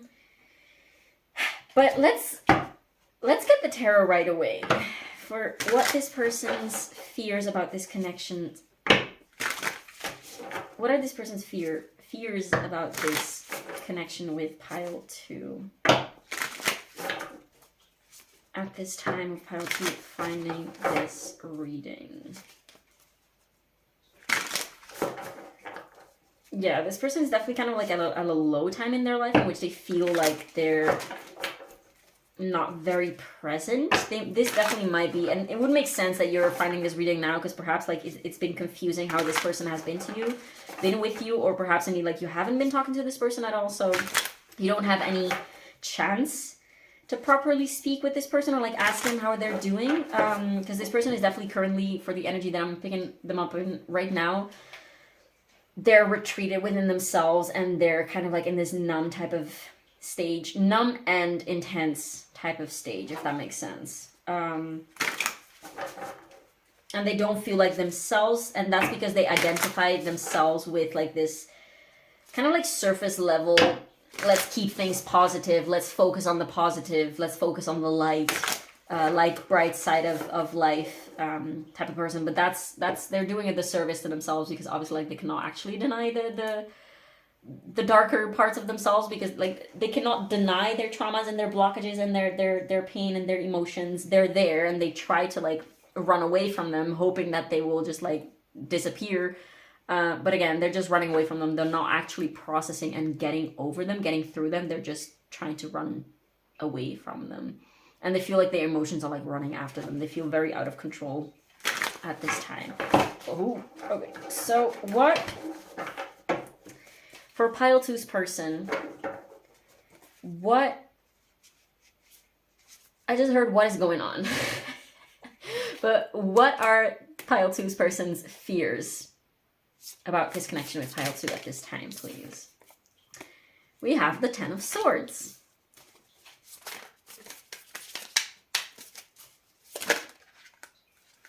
Do I take all of these? We take all of these. So we have the 6 of Wands, the 2 of Swords, and the 6 of Swords. Oh, what? Holy. Okay. One more card about this. Oh, that's a lot of cards. I guess we're just gonna take them all. We have the Tower in reverse, we have the Wheel of Fortune, and we have the King of Pentacles. So this person is definitely strongly inside of their mind. I felt like I was afraid of looking at the back. What is going on?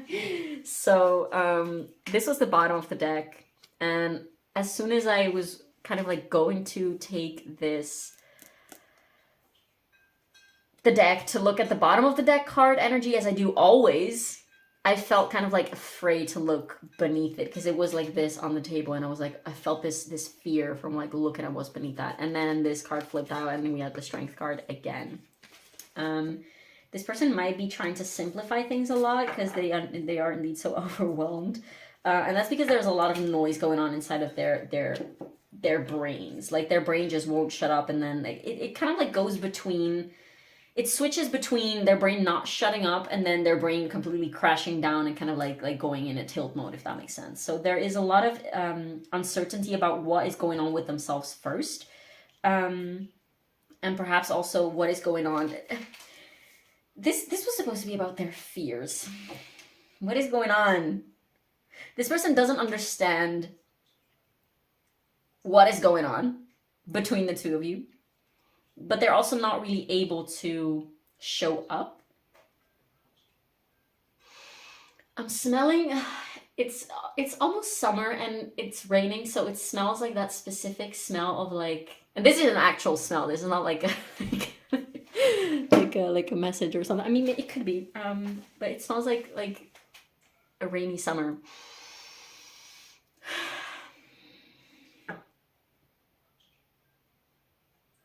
This person wishes that they could just go back to enjoying the simple things in life with you. Perhaps they feel like they didn't have enough time with you. Oh yeah, we do have trust the timing. Time is not running out. There is this sense of lack, this sense of things are gone. Things are gone. What is the word? Gone astray? I don't know. English is not my first language, and sometimes I get weird words and I'm not entirely sure of what they are. You guys might have different like mother tongues, speak different languages, because there is this difficulty of like finding words. Doesn't have to be for everyone, but there's definitely, this person might be afraid that you're moving on from them, like that you're kind of not seeing them. This person might feel unseen and misunderstood, or like not understood by you. This person fears that you might hold on to grudges, and that you wish them, that you don't wish them well, if that makes sense.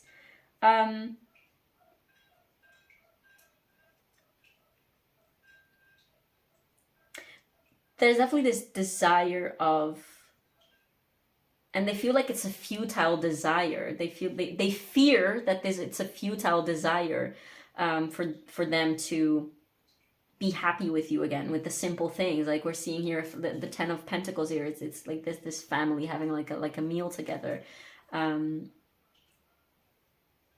then there's the 6 of Wands, which is like this woman on a carousel, what it looks like.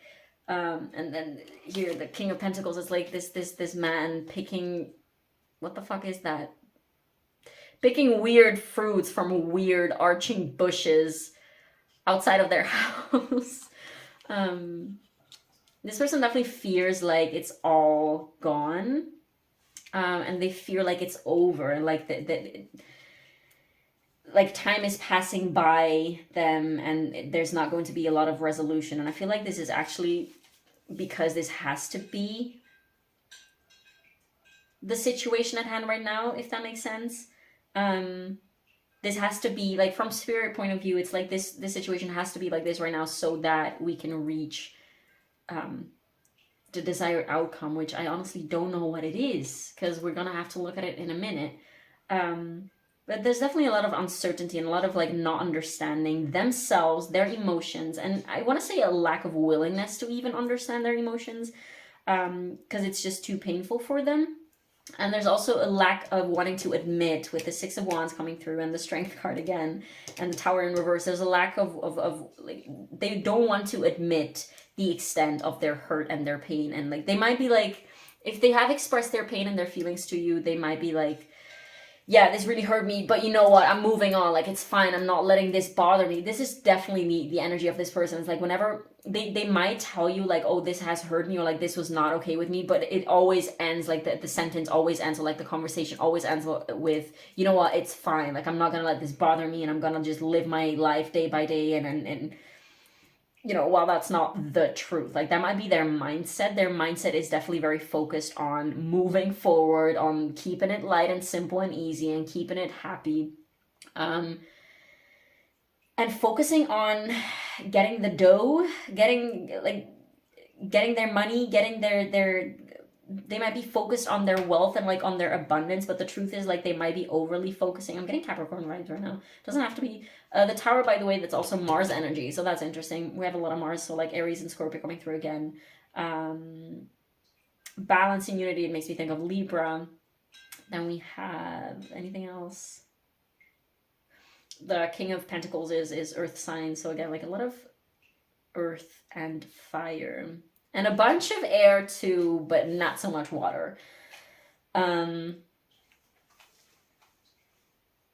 So yeah, this person is kind of wanting to focus on their abundance, on like getting the bag, on just getting the money, if that makes sense. But at the same time, they might be overdoing it and like overly focusing on their work, on getting money, on getting stable, like of getting like a stable surrounding, rather than finding stability within themselves. Like that's also a thing. Like they should be finding stability within themselves, but they're kind of like avoiding this instability that they're experiencing, and they try to avoid it by focusing on like their job, or like going out with their friends, or whatever it is. Watching a lot of movies. They might be into action movies or something like that. I'm getting Fast and Furious and like the Transformers for some reason.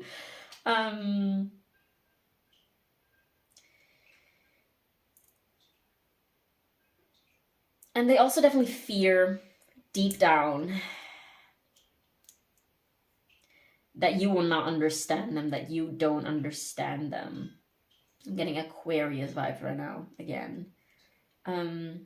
They might have moon in Aquarius. Doesn't have to be, but that's just something that I got now. There's something about the moon phases coming through with both this Tower card and the Wheel of Fortune. This is to say that things are waxing and waning, both within this person. They might have the moon in the first house, or like in the moon in Aquarius, moon in like in Uranus ruled house. So that would be, oh god, what is it? The 11th, because Uranus rules Aquarius, so like 11th house. They might be very sensitive to like the moon phase. Yeah, that's also the thing that was getting, this person might be very sensitive to planetary transits, or like be very, I mean, we all are, because the planetary transits, they all affect us, you know, in different ways and different extents. But this person might be very, very sensitive to like the moon phases and to like the seasons. They might be struggling, they might struggle with like seasonal depression, or the season, like the winter blues and things like that. And they might be trying to fight those things off. Like whenever they are in a phase in which things are going less well, they might just shut themselves indoor and like focus on like either, I don't know, they might be doing a lot of different things, because it's very confusing, the messages that I'm getting right now about this person. I hope you can extend some compassion. Like, you don't have to, I don't know what the situation is practically with you guys at this time, but within yourself, I feel like definitely some piece of advice that is coming through for you, pile 2, watching this, when it comes to this person, is like try to cultivate compassion and understand, like see through their actions and see through their lack of actions. Because whatever it is that they do, that they say, if they have been hard or harsh to you, like that comes from a place of pain. And whenever they do say like mean things to you, or whenever they are like acting like harshly or hardly towards you, whenever they like flighting, is that a word? Whenever they're like trying to fight you, or like trying to argue with you, or like running away, that's just because they are in so much pain that that's the only way that they can deal with this pain. This is not someone who has been shown a lot of love towards their pain. Like their pain has never known love, and that's actually very, very sad. They feel like perhaps they growing up, see now a lot of things about their emotions are coming through. Like it takes a lot of time. It takes a lot of time for this person to like show their emotions and to understand their emotions. Like, and I feel like I honestly don't know how this is coming through, like while you're watching this reading. So definitely feel free to let me know in the comments if this is like arriving, if you recognize this person's energy, if you understand what I'm trying to tell you. But I definitely keep having this feeling of like, oh, I'm feeling something, but I cannot convey it properly to pile 2. This person might have been growing up, they might have had like a father figure that was like an earth sign, specifically a Capricorn perhaps, but they might have been like, I just heard the word trained, but like raised to be like a hard worker and just like focus on, there is a bunch of like toxic masculinity coming through for this person. And this is not to blame them, because I mean, we live in a society that kind of, like the patriarchy is not just harmful to women or to like feminine aspect. Like the patriarchy is, it's affecting men a lot as well. Like there's a reason why suicide rates are way higher in men than in women, because emotions and emotional expression is much more welcome in women, or like in females, in women, than it is in men. Like men are trained and they're raised to be strong and to keep going and to not show emotion and to be assertive, and like it's the only emotion that is kind of like acceptable. I'm obviously overgeneralizing here, but this is just like, this is probably also applies to this person very much.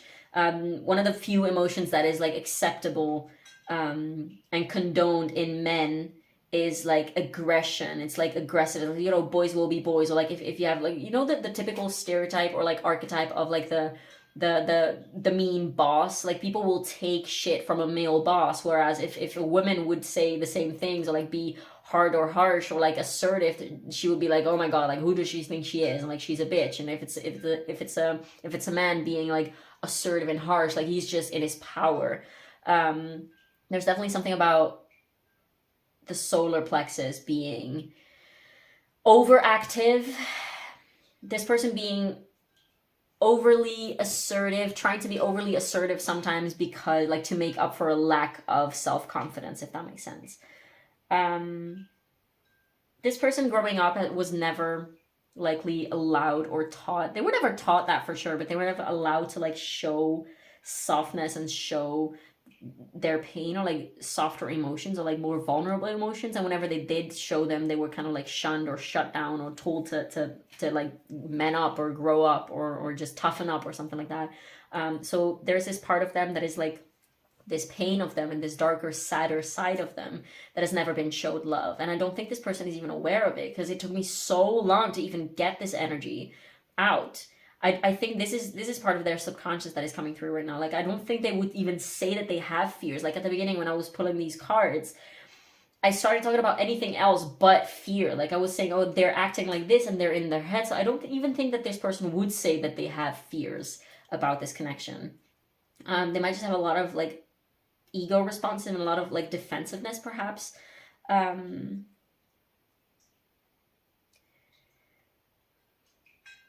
So what I was saying is that for you, and again, you're not responsible for how this person treats you or how this person acts towards you. You're only responsible for what you do, like your own boundaries and your own attitudes and your own energy. You're only responsible for how you take care of yourself. Obviously, like we're all also responsible for how I see it is like you as an individual, and not just you watching this, but like everyone as an individual, we're only responsible for how we deal with our own like we're responsible for our own emotions, and we're also responsible for how we show up and how we act and what we say and how we speak. You can hold other people accountable for how they treat you, but at the end of the day, you cannot change them, and you cannot, like, if they don't respect your boundaries, and if they don't take your emotions into a consideration, then you cannot expect to like be able to change them. The only thing that you're capable of doing is just like, you know, make sure that you yourself respect your own boundaries and not take things that you don't want to take, if that makes sense. So for you, a message that was coming through very strongly is like, definitely try to find within yourself a space of understanding and like seeing through this person's barriers and masks of harshness and hardness, because they have a lot of pain that they're not even aware of. They have a lot of pain that they're not in touch with.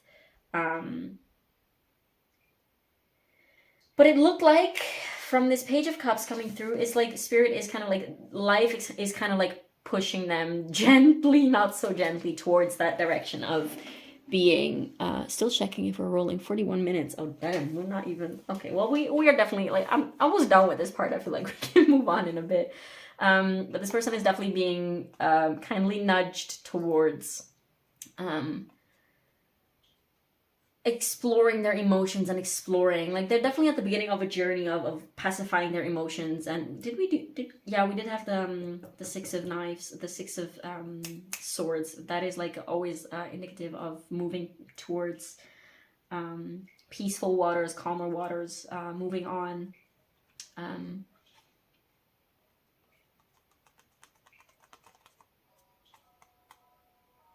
And now I have complete silence again. So this person might get some glimpses of like messages, and sometimes like it might just slip away from them, if that makes sense. So they might just discard their intuitive messages as just silly thoughts. Like, this person is definitely not very in touch with their intuition. So whenever they do get like glimpses of like loving truths and spiritual advice, and see, even right now it doesn't even make sense what I'm saying. So like, this person definitely might discard whenever they get intuitive hits, or like when they get messages from their higher self, they might just discard those things as not true, not real, just like softy energy, and just like, yeah, we're not here to be sad and like make ourselves sad. I just need to be strong and keep soldier on. That's kind of like their vibe. But let's have a look at, it's very frustrating. This person gets very frustrated with themselves, so that's also, I don't want to keep looping on the same things, but this person is definitely looping a little bit. They might be stuck a little bit in this loop. Yeah, I just heard breaking barriers, so they're kind of like, spiritually speaking, what they're going through is like trying to like break through some patterns that they're experiencing within themselves. And it's not your fault, it's not your responsibility. They really just have to go through this alone. That's something that is very, because you don't have power over this, you don't have control over this. Like, literally, Spirit is clearly showing me like this is something that this person has to do on their own, and you should let go of the idea of them changing for you. And this might come across as a little bit of a harsher message, but how they're showing it to me right now, like, there's nothing that you can do for this person except cultivating, like, you're only, that was a mosquito, please leave, oh my god. The only thing that you can and should do is finding peace within yourself, and that's very frustrating, because there must be a lot of frustration within this connection, for sure, within this person, within you watching this, possibly. But if you want to do anything for this person, then just turn inwards and find compassion, like genuine compassion for this person. And I'm getting the energy of crying coming up in me right now, which is not me. Like, I'm not literally about to cry right now, but as soon as I said that, I feel like if you are sensitive, if you are more on the empathetic side of things, you might also have the tendency to like want to kind of like rescue people from their emotions. But you're not responsible for that. This is definitely something that is coming coming through very strongly. Do you have Virgo placements? Because I'm also looking at these cards and I'm trying to like, for some reason, as I say all of this, I'm kind of like mindlessly trying to, I've never done this in a reading. Be aware of the layers that this person has to them, and be aware of your own layers. If you have been frustrated and angry at this person, then definitely allow yourself to feel into the pain that you're actually feeling about the situation, and the sadness that you're actually feeling, because there might be a degree of avoidance within you as well, since this is definitely a message that is coming through. And I mean, avoidance is not a negative judgment, it's just a statement, it's an assessment of what is going on. It's like, there is something and I don't want to look at it, therefore like I'm avoiding it, I'm trying to do something else. If you're trying to like be so, which I mean, you are watching a reading on this person, if you have been like obsessively watching readings on this person, there's definitely a message of you can't do anything for this person. And by all means, if you want to keep watching readings on this person, by all means do so, because there might be more messages for you about them out there. But if you keep getting the same messages over and over, it just means that you don't have much access at this time to more information about this person. And you will get more information once the time is ripe. And definitely focus on yourself, although that's a very frustrating message to hear, and I know that. And yeah, if you want to do anything for this person, find compassion for them within yourself. And that's all you can do, honestly. It's interesting, because at the beginning of this pile, it wouldn't surprise me if you had Virgo placements, because I'm trying to understand everything and put everything into the right place. I'm trying to like explain everything that I'm experiencing, and explain everything that is going on, even though that's not necessarily what I wanted to say. I forgot what I wanted to say, so let's just move on. Oh yeah, I wanted to say that at the beginning, when I was channeling this person's energy, I was having a really, really hard time to find the words to explain the messages. Like, I had a clear vision of what it was that I wanted to say, but I couldn't find the words, but that was at least the vibe. And now when I'm channeling more from like Spirit's perspective, it's just coming through more fluidly, because indeed Spirit has obviously a broader perspective and it's an more objective perspective. But this is, again, to confirm that this person has a very, very, very hard time expressing themselves, and that's honestly very painful. Like, not being able to express yourself. There might be something about this person being nudged or invited by Spirit to like journal, to like write things down, or to like write things and publish things, or to like channel these energies within in some type of art, in some type of creation. I'm getting even gardening vibes, perhaps. There was something about like leaves and tattoos and leafy tattoos, plant tattoos, something like that. But yes, let's just move on. Let me see if we're still filming. Let me just... Okay, I just started and stopped the video again real quick because... Never mind, let's just move on. Okay, so what does this person... What does this person's true heart... What does this person's heart truly desire? Like their higher self's desires for this connection. Why are these cards like this? So first and foremost, we have one with the lady who waits. And I'm going to censor these again. I'm just gonna do this and hope it will be fine. Then we also have the Anointed, Answer the Call, Leadership, Empowerment, Soul Gifts. We have Child of the Cosmos, the intelligence of the universe lies within you.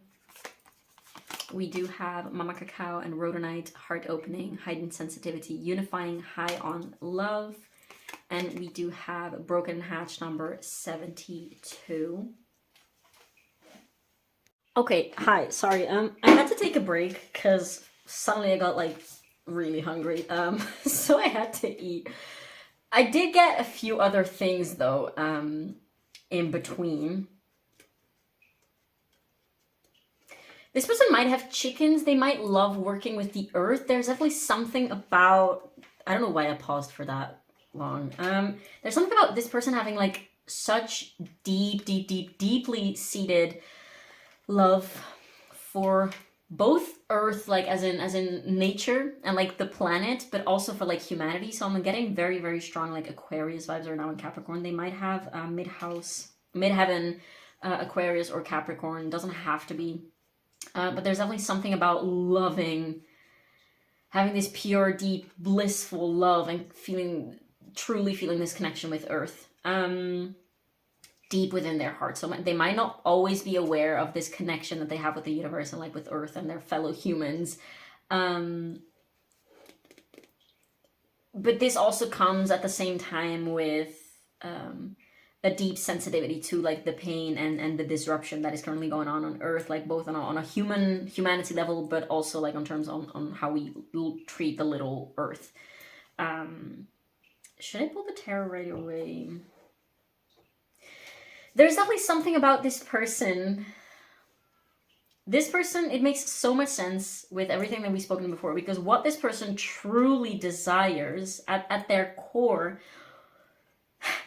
their fears obviously come from ego, and they have these battles and these barriers to, like, I'm getting that quote from Rumi, which is one of my favorite quotes in the entire world. I'm like a walking aphorisms little booklet, truthfully. I live by quotes and aphorisms. I have a lot of like word tattoos and quote tattoos as well. I'm like a walking newspaper. Anyways, that quote from Rumi that says, your task is not that of seeking love, but merely to seek all the barriers that you have built against love, or something like that. Because at the end of the day, love is all there is at the core of everything. Like, love is at the core of everything. Like, it's always there, and it is an illusion. It's an illusion. It's like when we feel like we're not loved, like when we feel disconnected, when we feel sad and in pain and lost, we're just very, very far away and astray from our core selves. That's why often awakening comes with the realization that you are love.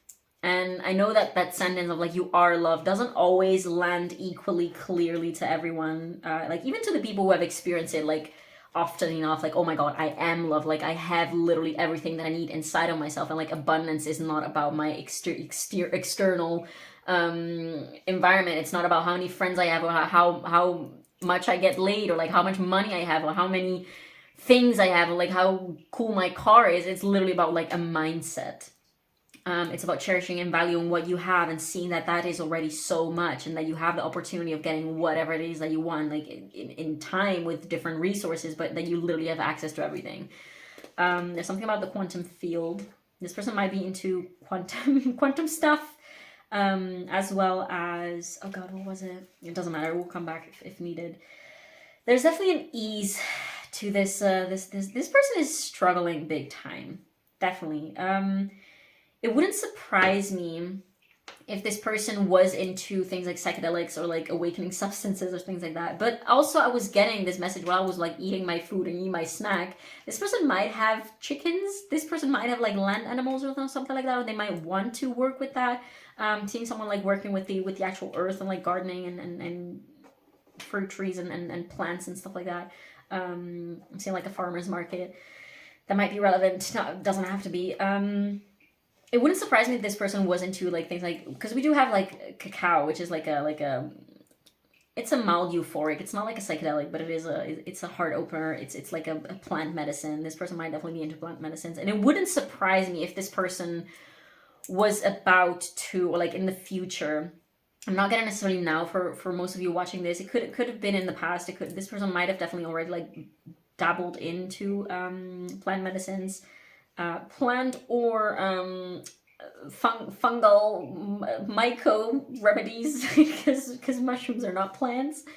Mushrooms are little alien substances. Anyways, I was thinking about calling my channel Anyways Tarot, because I keep saying anyways and it sounds a little bit like rays of tarot, anyways of tarot, anyways. I was saying, this person, it wouldn't surprise me if they were in for like a very big psychedelic trip, like a plant medicine trip of some sort, in which they kind of finally came back to themselves. Because there's this broken and hatched, and there's this cacao and rhodonite, and this child of the cosmos, which is all about shining light and finding the brightness within, and like letting your heart crack open. This cracking open. Like the intelligence of the universe lies within you, empowerment, soul gifts, and then answer the call, and heart opening, heightened sensitivity, unifying, high on love. There's like divine love. Like this person is definitely aware sometimes that they are love, and that they have access to all these resources within themselves and all this love within themselves. It wouldn't surprise me if they had indeed like soon such an experience that kind of like brought them back. Which then again, it's all fun and games. It's all kind of easy to get to those states when you are dabbling in those substances, but it's a matter of, integrating it when you're like on the day after, and the day after that, and the week after, and the month after, and the year after.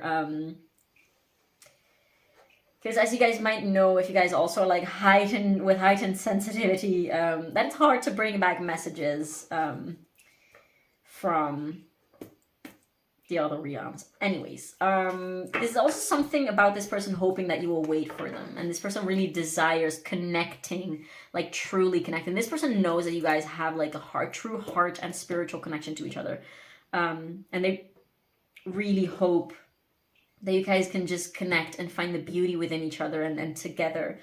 Oh, another thing I was talking about, like a little bit like of the unhealed masculinity in the previous part of the reading. This is definitely showing up as very, very beautiful, healed masculine energy, because this person really hopes that you can trust them, that you can trust them as an individual, or like that you can trust that they can take care of themselves, that you don't judge them as someone who's like lost and completely effed, or just like look at them with pity or something like that. They really hope that you can look at them and see the power and the beauty that lays within them. And they also hope that you can trust their leadership, and that you can trust their sense of direction, and that you can trust their consciousness and their level of consciousness, and that you can trust in their ability to heal themselves. So this person is definitely going through a phase, and it might have been like a rather long phase.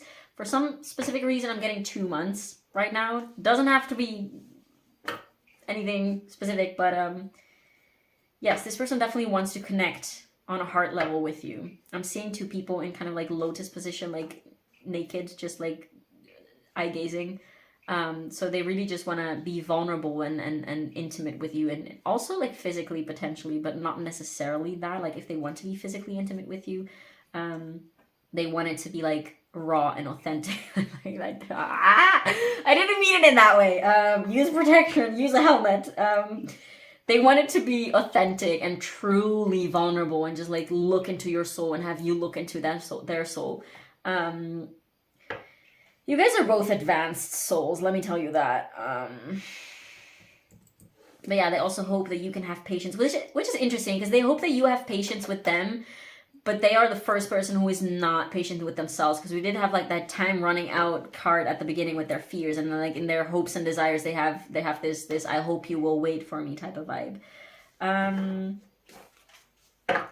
There's a chance that this person, if indeed like you have already been physically intimate with this person, which I get for a lot of you it will have been the case, there might have been a chance that this person, there's a lot of like untapped potential, by the way, in these wishes that this person desires, that this person has at their heart, because they probably don't feel like at this time that they can live up to those true, real, deep levels of connection. That's because they're kind of like keeping themselves in their mind and kind of like trying to keep things almost superficial and keeping them light and bright, but like they really desire getting into that depth with you, if that makes sense, but they're not allowing themselves.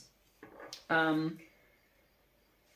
might be, I was saying, if you have been physically intimate with this person, there might be a chance that this person would use, and not in a malicious or in a bad way, not even in a conscious way, but they might have used physical intimacy as a substitute for other types of intimacy. So if they haven't been like very vulnerable with you, they might have just like recurred to physical intimacy, because they obviously, like, everyone desires intimacy at the end of the day, and getting physically intimate with someone is just like the easier way to do that.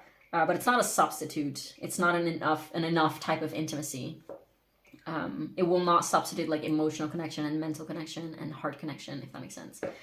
So this person might have definitely kind of used that or recurred to that as a substitute, because that's the only way that they know how to be intimate, is like through physicality. But let's see a little bit with the tarot. I feel like I need to shuffle more. What this person desires. I just heard it's the same, so they might just have the same desires as you. If you find yourself in this part of the reading as well, there might be definitely a very strong level of mirroring between the two of you. So take that as that resonates. You won't know if that's the case. And often, like, I feel like everyone mirrors each other. And I mean, I'm a Gemini rising, so I'm just like highly aware of the whole mirroring thing, because my entire life is just like everything around me is just like a walking mirror, and I know that I'm a walking mirror for the people around me, whether they're aware of it or not. So if you're aware of the fact that you're mirroring with the people around you, that's good, because that's to me what's happening. And if you're not aware of the fact that, or like if you think that people around you are not mirroring you, you're probably just not aware of the fact that they're doing that. And yeah, I'll just leave it at that, because this is not what this reading is about. But we're all mirroring each other. Like, we're all just different versions of each other. We're all the same thing, expressing ourselves in different ways and in different extents and in different degrees. That's why astrology is so interesting, because we all have all energies. We just express those energies in different ways, in different, to different extents and in different timings. But okay, so what does Pile 2's person truly desire at their heart, at the core of their heart, to have with Pile 2? What are this person's desires when it comes to a connection with Pile 2? What does this person desire to have with Pile 2? I just heard harmony. Damn! Oh, wow. We have the Hermit and the Empress. They want to make you feel beautiful. They want to worship your body. They want to, I just heard, I wish I did that more. So they might regret not doing that, or they might definitely regret not being able to show up all of the time, or yet, or again with you in this energy. If you guys have already shared this type of energy or had glimpses of it, there's something definitely, this person wants to tell you that you're beautiful, and they want you to feel beautiful, and they want you to feel, they also want to provide for you. There's desire of, I want to give you good things. I want to make sure that you have everything that you need and want. And I want to make sure that you feel safe and beautiful and cherished and nourished and like the queen and the goddess that you are. Okay, we're just going to take the top one. We have the Hierophant. So, so far, we have 3 major arcana cards. So this is definitely a significant connection. This person definitely... And we have the Chariot, you guys. I'm going to take another 2 cards. What is this person desire? Wow. Oh, I believe all the major arcana perhaps have these like moon cycles going on. I feel like this person to an extent is aware of divine timing, and they're not trying to force things necessarily, but they're definitely their heart's energy whenever it is that they allow themselves to tap into that. Because as I said in the previous pile as well, like we're looking at first their fear, and now we're looking at their heart's desires and like their higher self's energy basically towards you. But within one person, these energies all coexist at the same time. So it's not that they're at once, like one time they're experiencing the fear and another time they're experiencing the beautiful, loving energies. They all coexist. And this is just like highlighting, of course, like the more positive and like more aligned energies towards you. But the fears obviously like coexist with this, and their desires do coexist with their fears. So there's something about time. There's definitely something about time and patience, and this person realizing that you need to work on yourself and that they need to work on themselves, and they really hope that once you guys have done enough work on yourselves, it wouldn't surprise me if you guys were into things like cacao ceremonies and like rainbow gatherings or like ecstatic dance or like conscious relating and contact dance and just like those mindful, conscious, spiritual practices. You might have gone to like retreats or like go to retreats individually. I'm definitely getting kind of like bohemian aesthetics. It doesn't have to be, it could just be an energy for some of you, but yeah, there's something about that. This person really wants, like they are committed to you in their heart. I don't feel like they haven't let go of you, if that makes sense. Like they know that you're their person, if that makes sense. But they also know that this is not happening right now because they need to work on themselves, because it's just, maybe they think that you're mad at them and they want to make it up to you in some sort of way. But they definitely want to work on themselves, and they, even though they might not know how at this time, and that's again also why they might decide to like recur to plant medicines like later on. I feel the pressure to, I also just saw like the Ace of Wands and the Ace of Pentacles while I cut the decks, so that's all about like potential and new beginnings. So they definitely do see so much potential still, I want to say, in this connection. And there's something about like time, like it might definitely be a lengthy process to come back around with this person once you both are ready for it. But they definitely want this to be balanced. They want this to be equal, and they, not in the sense that they want you to both give the same things to each other, but like balance and equality is not about I give you, like I cook one meal, you cook one meal, and I pay one holiday and you pay one holiday, and there never can be like a difference in what I give and what you give. Equality is I give 100% of what I can give and like of what I have to give, and you give 100% of what you have to give. And if on some days you have only 20% to give, then I will show up with the other 80% if I can. If one person is just really passionate about cooking meals, then they can just like cook every single night of the week without problems, and the other person will be happy to like do the cleaning or something like that. It's not that you literally have to do everything 50%, because that's just not realistic. So this person definitely wants to offer you a lot. They want to offer you all of themselves, although they're kind of like not in touch with themselves, so they feel like they might not have a lot to offer you right now, which is, it's accurate. If they feel like that, if they're not offering you anything, that's just accurate. And you might look at them and be like, well, do better. And of course you have something to offer. Like you always have something to offer. You have like words of comfort to offer. I feel like you definitely might be mad at this person in some way, shape, or form. And if you think, no, I'm not, then there's definitely pent up resentment or like hidden resentment that you have towards this person. You might feel very calm, but there is some degree of pain and anger that you're feeling towards this person. So perhaps that's something that you might be invited to look at and find compassion for this person.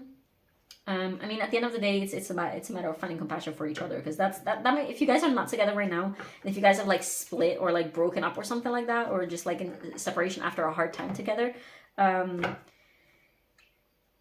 that's just because you're not in a state in which either of you is able to show up properly for the other or yourself. Because honestly, connections are, and relationships are the result of, like, every individual brings into a connection and into a relationship the energy that they individually have already. So like you cannot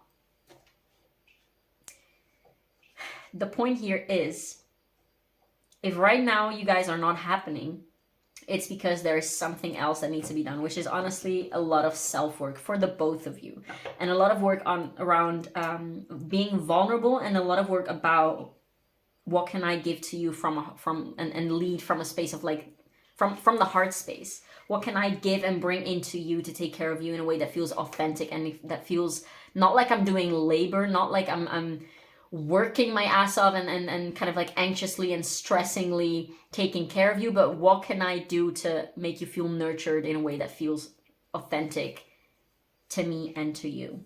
Does that make sense? What else does this person want? Oh, there we go. We have the Eight of Wands in reverse, and I thought it was drops, but it's just the card. The Eight of Wands in reverse and the Knight of Pentacles in reverse. Well, that is interesting, because yeah, they don't want to. And at the bottom of the deck we have the Nine of Wands and the Five of Swords. Yeah, so can I have a clarifier for the Knight of Pentacles in reverse, please? Can I have a clarifier for the Son of Coins, please? For what this person truly... Oh, wow, we have the Moon. So, and at the bottom of the deck, we do have the Nine of Wands again. So that's interesting. This person definitely wants to keep going and keep putting in the work. Although at this time, they might not have a lot of energy, but they're definitely... In the long run, it might take them a little bit of time. And with a little bit of time, I mean a lot of time. Because that's just the vibe that I'm getting. But this is definitely a connection that is very, very significant to this person. And they know, like, they're aware that you're important. And you're not going anywhere from their heart space. Like, you're there. And they probably think about you every single day. And they improve themselves with you in mind. Because they want to, like, you might have showed them all the ways in which they were not living up to their potential, like both directly and indirectly, that you might have showed them how they were not showing up in the way that they truly felt like they could show up, if that makes sense. Like they were acting in very small and petty and just keeping themselves small, kind of like, and being more victims of their own ego and their ego patterns and things like that. This person desires simple beauty with you. They desire just probably simple things like stargazing and listening to you talk about random shit and laying in the grass and frolicking and looking at butterflies or something like that. They really just desire warmth and coziness with you. They also know, like, they don't, if they're not coming towards you, it's because they are at peace to an extent with the fact that, again, there's this awareness of, like, right now is not the time, and that's fine. Like, the time for us to connect will come around. Yeah, there's definitely something about solar plexus and heart space. And purity, I just heard. Like, this person wants to cleanse themselves energetically, but this is more on a spiritual, maybe more, like, unaware or, like, subconscious type of level, because it's, like, their higher self coming through. But they definitely want to, there's a lot of energy that they have to clear in order to clear blockages from the road that leads towards you and towards like a very harmonious and balanced and healthy and beautiful, happy connection with you. So they definitely, it's a balance, what they're wanting, it's a balance between working together and just enjoying the simple things and just like accepting everything as it is and just be in the here and now with no further purpose, which also translates in, there's a balance. Like what they want is like they want to work on themselves and be consciously and actively busy with their improvement and be dedicated to their improvement and their own growth. But at the same time, they kind of want to like surrender to the now and surrender to what is, and just like they know, we did have did we have the Wheel of Fortune? I think we had it. And the moons, a lot about like the moon phases, like they know that things will just come, and there's no point in forcing things. Perhaps you guys like in the past might have tried to force things in one way or another, or just like tried to talk a lot and talk a lot and talk a lot, and all that talking didn't really bring to anything. So they really just want to make sure that they change on the inside and that they show up in different ways rather than just talking things through. What is this? No, this one. This one. The Lovers! Ah! So this one wanted to come through. I want to see what this is too. Oh, and we have the Strength card again for some reason. But yeah, so many major arcanas. I feel like this person is like your everything. You're my person. Like, they know it's you. What is this? This person definitely... Yeah, the Mother of Pentacles. We did have the King of Pentacles before that. Yeah, this person might also be like into beekeeping, like bread making, just like very, very natural living and just this person has a very, very pure soul, but they have a lot of unsolved trauma because they never have gotten the tools. But this person is very capable. I promise you, this person is very, very capable. And this person is also like, their higher self is coming through to you right now to ask you, like, have faith in this person. And maybe it is good to look at this, like, to have detachment from this person. So not be so attached to wanting them to be in a certain way, but kind of look at them and meet them with, like, meet them where they're at, and kind of like seeing them actually through rose-colored glasses and be like, look at how powerful you are. Like, I know you can do this. Like, I trust you, and I love you, and I know it's fine right now, and if it's not the time right now, but if it's meant to be, we will be, and if not, that's also fine, and there's nothing but love, and I will always want you to be well within yourself. And like, if we are two whole people together, then we kind of can indeed, at the end of the day, if it's meant to be between two people, it just means if I want to be with you, and I take the action, like, and I just act in a way that is aligned with that, so I just act accordingly, and if you want to be with me and you act accordingly, then it will happen. It just will happen. But that indeed takes a lot of like alignment and integrity, which are two things that are hindered by blockages and ego responses and fears and anxieties and traumas and all those things. So in order for a connection to be able to manifest and to truly come together, you first both individually need to work through these blockages. Because then as a result, if you want to be with this person and you manage to rid yourself and to like denude yourself of all these layers of bullshit, then you will eventually just like naturally act in a way that is aligned with that desire of being with this person. And if both people do that, then it will just be inevitable. Okay, it will just be inevitable. If it's not happening, it just means that there's blockages on both sides. So that is it, pile 2. Now it's time to... I just saw 2555, so that might be something significant. Let me see something that pile 2 watching this should focus on or integrate at this time as for advice, and then we'll take some moonology, and that'll be it for today.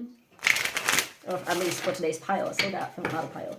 Yeah, I just saw solar plexus and Gaia, so need confirmation about like the solar plexus thing. And planet Earth. Anyways, what should pile 2 focus on at this time, please? What should pile 2 focus on at this time? There's some advice for pile 2 watching this. Do we have to take these? Okay, so we have number 10, authority. This is giving me Capricorn vibes always. The frequency of authority reminds us that true authority is powerful, directed, and realized, yet receptive, wise, and loving. Yes, I feel like this card, it took me like probably like an hour to describe what this card is literally saying in like a few words. This is what this person is trying to do. This is what this person's soul is trying to do. Okay, so again, the frequency of authority reminds us that true authority is powerful, directed, and realized, yet receptive, wise, and loving. That balance between like that directness and that softness still. And this person definitely needing to integrate and desires that soft part, that feminine part, that loving part, if that makes sense. It's so interesting because at the beginning of this pile, there was so much confusion and so much just feeling. So much confusion and so much unclarity. And now there's so much clarity. So this person is definitely getting there. If they're not there yet, they are getting there. And again, I feel the need to stress this might take a long time. And what a long time is will differ for everyone watching this. But this person is getting there because the potential is there. The potential is concrete. And even at the beginning, like this is where their soul is kind of like leading them. Of course, it will take a lot of conscious work and conscious effort from this person. And also from you, truthfully, because this was advice for you. But at the beginning, still, when we did have all that confused energy, we did have the freaking Page of Cups, which is literally like the beginning. This is like the beginning of this journey, and like this, it's where it's headed to. Anyways, we also had the energy of discernment with number 20. The frequency of discernment supports our ability to view the world and the people around us from a place of inner balance and detachment, yet with compassion and wisdom. Literally, like, kind of reiterating what I said already before. And also, number 5, throat chakra. The frequency of the throat chakra, the blue flower of life, supports our self-expression and our sense of peace and balance. Can you see them? The patterning. There's so much about balance. This person needs to find balance within themselves, also with the Chariot. We also didn't have the Emperor, which would be the counterpart of the Empress. So they already see you, although like for how they see you, you're already this awesome, beautiful Empress, and they kind of like need to find their inner Emperor, if that makes sense, in order to be able to reach this lover state. And indeed, this expression, this person needs to find out a way of expressing themselves.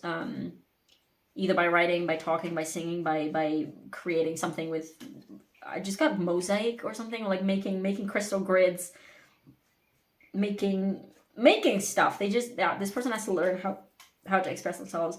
One more card for this person, please. And there's a lot about like blue energy, so indeed like the throat, and we have green, so heart chakra, and yellow, so these are the main colors coming through with these cards. Solar plexus, heart, and throat chakra.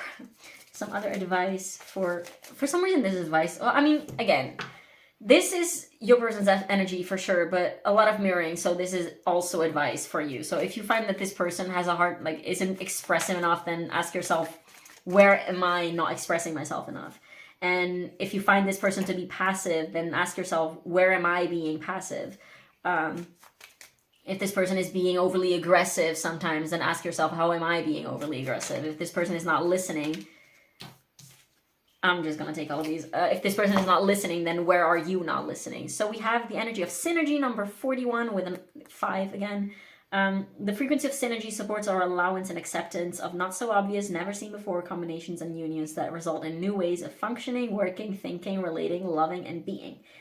It reminds us to embrace the unfamiliar so that new yet exciting co-creations can give birth to a new reality. Number 43 introduces to 7. The frequency of transition supports our deep understanding of the ever-changing nature of existence and our lives, so that we can learn to let go, surrender to the process, and allow transition to occur with grace and ease, or with ease and grace. I don't know why I switched up. Yes, exactly. Lovely. These two are also very similar messages. So the patterns be patterning for sure. Then we have the solar plexus chakra. With the frequency of the solar plexus chakra, the yellow flower of life supports our sense of self, our personal power, and our willpower, as well as our knowing who we are and what our contribution is to the whole. Exactly. So before this person, and before you, I guess, are able to truly express what you feel and express yourselves in a way that is aligned with who you are, you first need to understand, or at least have like some sort of grasp of how you feel and who you are. So this is for the both of you, definitely a journey of discovering what you feel and discovering who you are. And I'm getting that quote that says, we're something along the lines of, you're at your most powerful when you don't feel the need to be powerful. When you feel the need to be powerful and start kind of like trying to overpower people, get like overly aggressive or like overly assertive, that's because you feel like you're not empowered. That's because you feel like you have to assert your power. And you only feel like you need to assert your power when you feel like you're not empowered. Does that make sense? Anyways, like, there's a lot of power. There's a lot more power in being, feeling genuinely at peace within yourself and feeling surrendered and not feel like you need to control things and being truly calm, cool, and collected than when you feel like you have to. Okay, I just lost my train of thoughts there. My brain is hurting. Let me just... okay, I'll just move on. Excuse me, I don't even know if people are staying until this, because like these are long piles. So, Moonology. What is... Am I taking this now? Okay, so some advice or insight on this connection for pile 2 at this time, please. No, we're not taking those. It's fine. Some advice for pile 2 about this connection, please. There's some insight. There you go. So we have first quarter moon in Leo. Be humble. And I just got be the first one to tear your walls down. So like be the first one to, if you both are waiting on the other person to like connect, and I'm getting for a lot of you, it will actually be good to not be in contact right now, and you will know, intuitively speaking, and it will differ for all of you. But if you have felt the urge or like the need to extend, like to send them a message or something, you can. There's something about voice messages and something about phone calls. Perhaps you might want to do that instead, like especially if they live far away. Instead of texting, you might want to like video call or something. Yeah, that's just something that came through. This is definitely something about like try to not let your ego override this whole situation. Why so much? Some advice for pile 2 at this time, please. Okay, just one more card. Okay, I guess we're just gonna take those 2. That's fine. So we have reflect on your priorities, last quarter moon in Aquarius, which is definitely what this person is doing. And we have full moon in Taurus, detoxify. So detoxify. I was getting, that is so interesting because I was getting something that I didn't mention because I just didn't come to it, and then it was kind of confirmed again with this solar plexus, and I keep not, I don't know, it just didn't come out until now. There's something about alcohol and the liver, which is also like solar plexus and liver are strongly connected. So there might be the need to like go on a cleanse of some sort. Cleanse responsibly. Those things are no joke.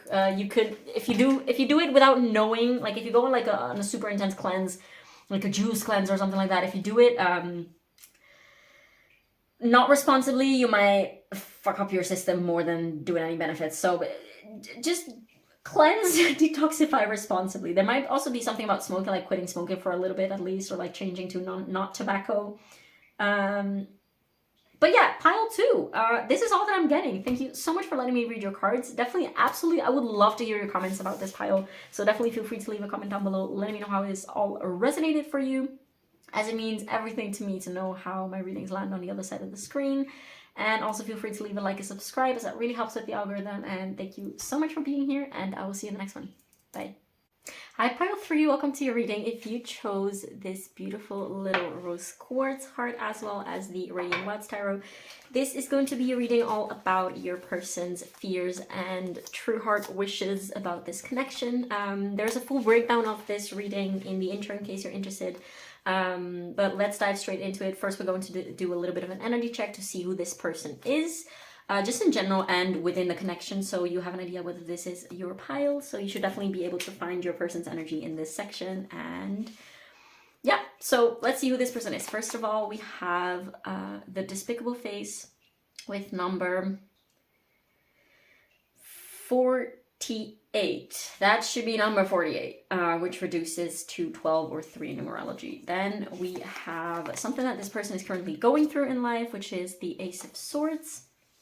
And their energy at this time, or just their energy in general, is the Queen of Cups.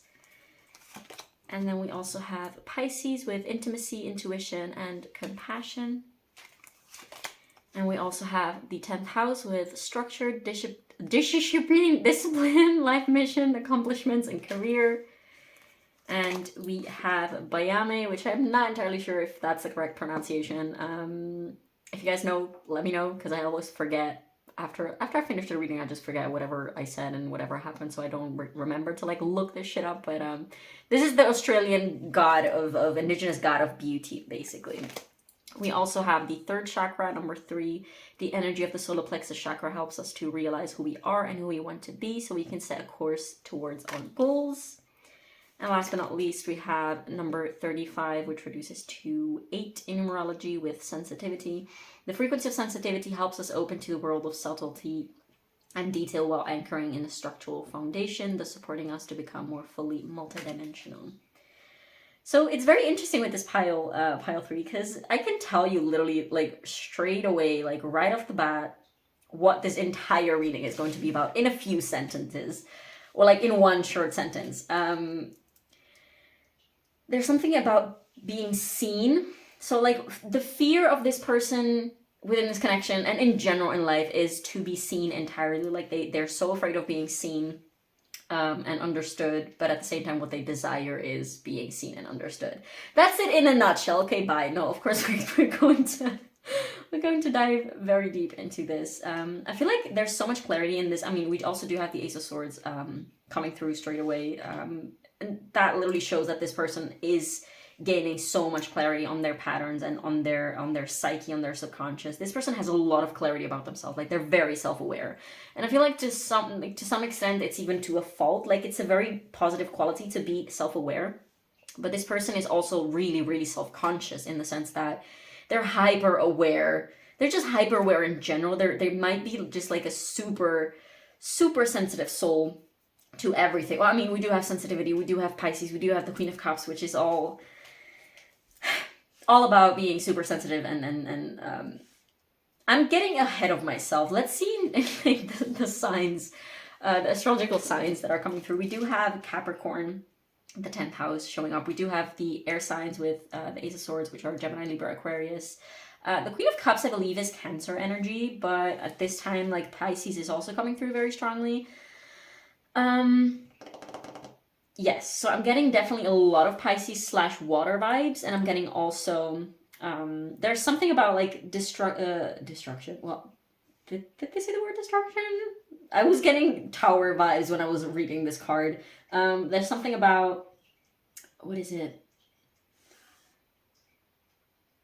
I got the word discernment. Did I just like make that up? Anyways, I was getting Virgo and Capricorn vibes. We do have Capricorn here.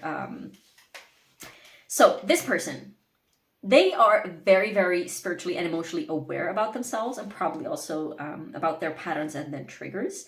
And this is definitely someone who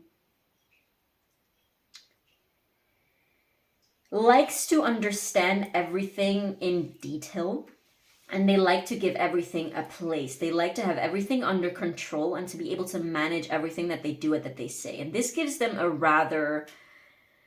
It's like they're walking around with a mask all the time, but this is not like a negative or like a malicious type of intent. It's not that they're pretending to be someone better than they are, or like that they're trying to fool people actively. This is just someone who might have been raised to be like a people pleaser.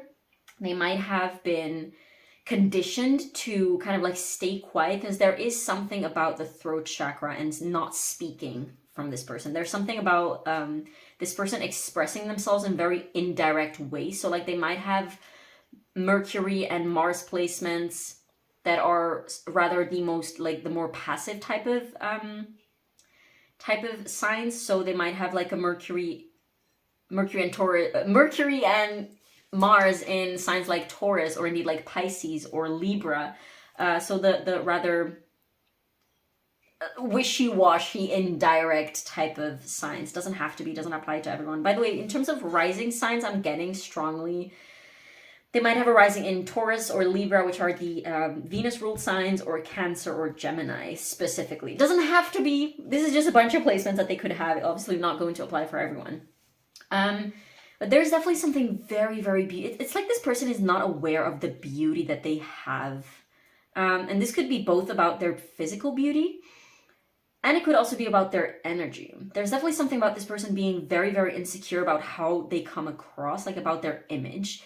And that's also why I mentioned something about being seen. Like they really are focused a lot on their appearance and on how they come across. And this is not in a vanity type of way, or like, oh, I just want to be pretty. It's not in a superficial way. It's like something that comes from a very, very deep place. If they are very insecure about their physical appearance, it's just because that's a reflection of how it's like the metaphysical correspondence of, I'm really insecure about how I come across to people in general. So like how people see me, and therefore like that's reflected in them being concerned with how they literally look. They might be someone who cares a lot about, I'm getting Cancer and Taurus placements again.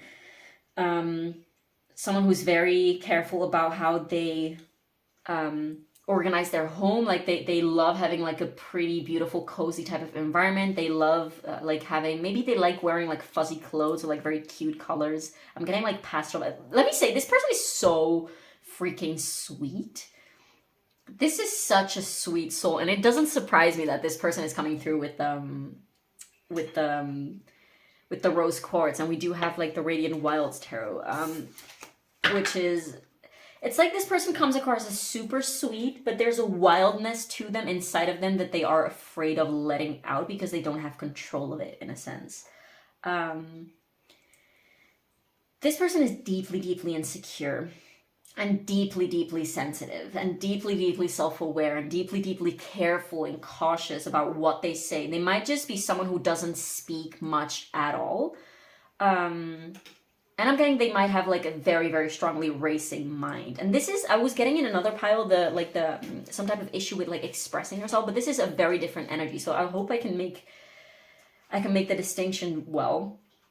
This person might be someone who does have a lot of clarity about how they feel and their patterns indeed, and their triggers and their wounds perhaps. But they're afraid that speaking them out is going to cause a mess, that they're going to upset people, that they're going to disrupt things. So they're really dedicated to maintaining the peace. So now I'm getting again like those Libra vibes.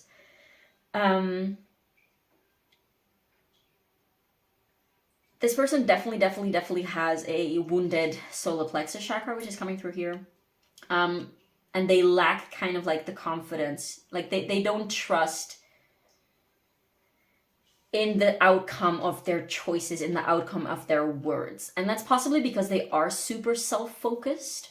Like they are so super self-aware that they only kind of see their own input, and they don't really trust like how well the other people can receive them, if that makes sense.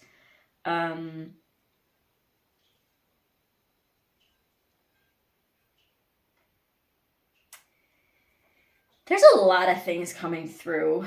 This person might definitely also just sometimes not be able to speak out their emotions and their energy and what they want to say, because there is so much that they don't even know where to start, or that they might not trust their the timing they might not trust their ability to choose the right timing to say things. And I think this is just like a self-fulfilling prophecy, because instead of saying things right away, instead of just being honest about like, hey, right now I'm feeling like this, or hey, right now I want this, they just wait and they kind of like think, oh, right now is not the time, therefore I will save this thing for a better moment. And then the better moment never comes, because like, what is the right time to do anything? Like, you just, you know, if they have a problem with you or with someone, they might be like, oh, I'm not going to tell them about this because they are already sad right now, so I don't want to add to their sadness.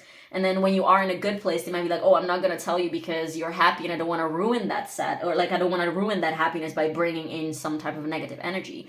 They feel very responsible with this Capricorn 10th house energy. They feel like they are responsible for everything. They're responsible for other people's emotions. They're responsible for other people's reactions to them. So they feel like they have to show up. Like it's like they feel so responsible. And that's possibly like a childhood wound. Like perhaps they were raised in a way that I'm getting this for how they were raised, like this is definitely some like deeply rooted trauma, and something that this person has been for a long while. And the fact that this is coming through so clearly, like this person is aware of these patterns and they're kind of trying to resolve them. They're kind of trying to see things from the brighter side, and they're kind of trying to be more authentic, and they're aware that they need to be seen, but I feel like they're not there yet. This is kind of like this transition moment for them. I'm getting Tower vibes. I keep getting Tower vibes.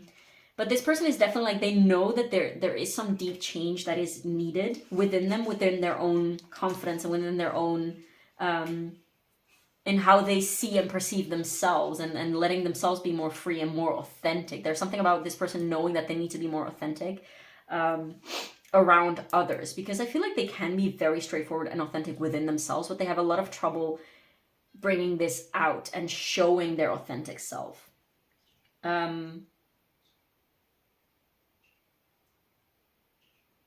Should I move on to their fears? Let me see if we're still rolling. Yes.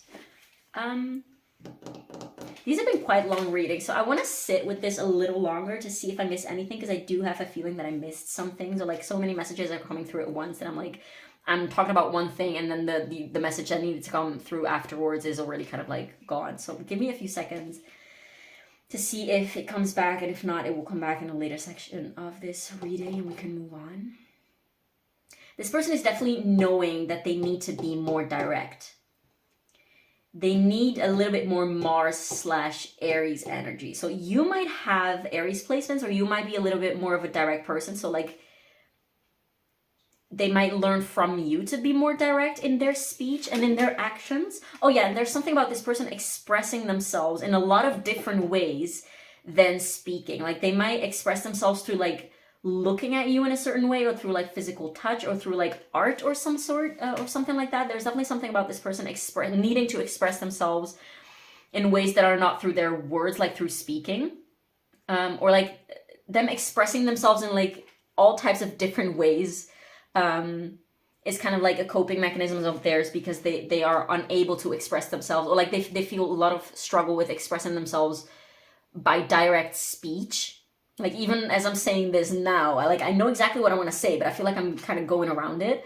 I mean, I do have Cancer in Mars, so I'm aware of of how that works. It's like you want to be in one place and you're like trying all the different ways, because it's like, you know, Cancer is that kind of like they only move sideways. They cannot move straightforwardly. Yeah, it wouldn't surprise me if this person had strong Cancer energy. It's like this tough outside, but this very soft inside, and like they cannot move forward. They just move sideways. So it's like this very indirect type of energy.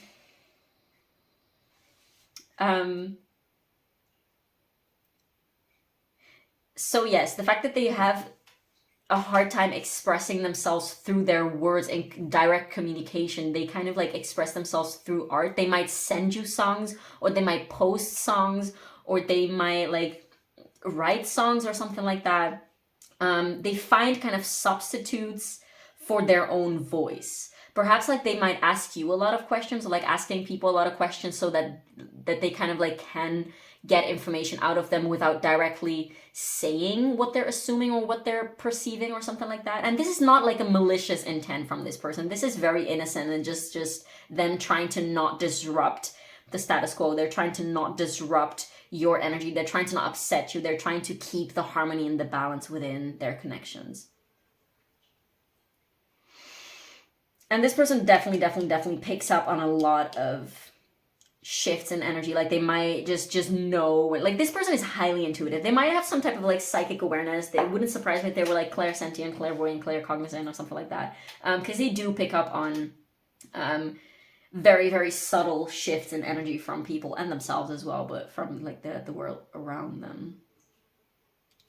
Yes, okay, so let's move on to the section about what this person's fears about this connection are. And yeah, so we're going to, do we have enough? Oh yeah, okay, so 5 cards. We're going to pull tarot right away as well. But what this person is fearing currently about your connection is represented by number 6, a loving gaze, by the sacred waters, nourishment, replenishment, health, rest, self-care. And we have Will and Orca elders with share your song, frequency of sound, diving deep. Number 67 with visions. And we have pixie helpers and green adventuring. Not all wonders are lost with the element of earth, clearing the way, luck, opportunity. So straight away, there's definitely something again about sight and speech. This is things that this person is really pondering on and trying to actively or like they're aware that they need to work on these things, on like speaking and expressing themselves through their actual voice and communication, but at the same time they're like they're terrified of speaking their truth out. They're terrified of speaking out the depth of their consciousness and their emotions, and they're also terrified, and that's because they're terrified of how they will be perceived. They're terrified of how they will be seen. And also they're terrified of not being seen correctly. They're terrified of not being able to express themselves correctly, so that they are misunderstood or misheard or like seen in a skewed way. This person is definitely... If this person does some type of art, it might be very well that they kind of keep that hidden. Like they just express themselves and like either post it without much context, or like it might be very cryptic and like very indirect. Or they might just struggle with like sharing their art, or like sharing their art with people in person. Because they are so insecure, and they're like, okay, so this is the authentic me. It's so deep and personal, but what if people like misinterpret? They might even be... It's so paradoxical. Again, that Pisces vibes. It's so paradoxical because they might be going through some like important 12th house transits at this time of finding this reading. This person desperately wants and needs to be seen and understood, but at the same time, it's so scary for them to be seen and understood. Like they might have very intense eyes. They might be a Scorpio rising. I'm getting out currently. Doesn't have to be, obviously. I said a bunch of placements, so definitely take only what resonates. But there's something about... Definitely something about the eyes and the voice. They might have very beautiful eyes and a very beautiful voice, and they might not even be aware of that. Or they might just use... I'm getting sleepy eyes. Looking at this card. They might...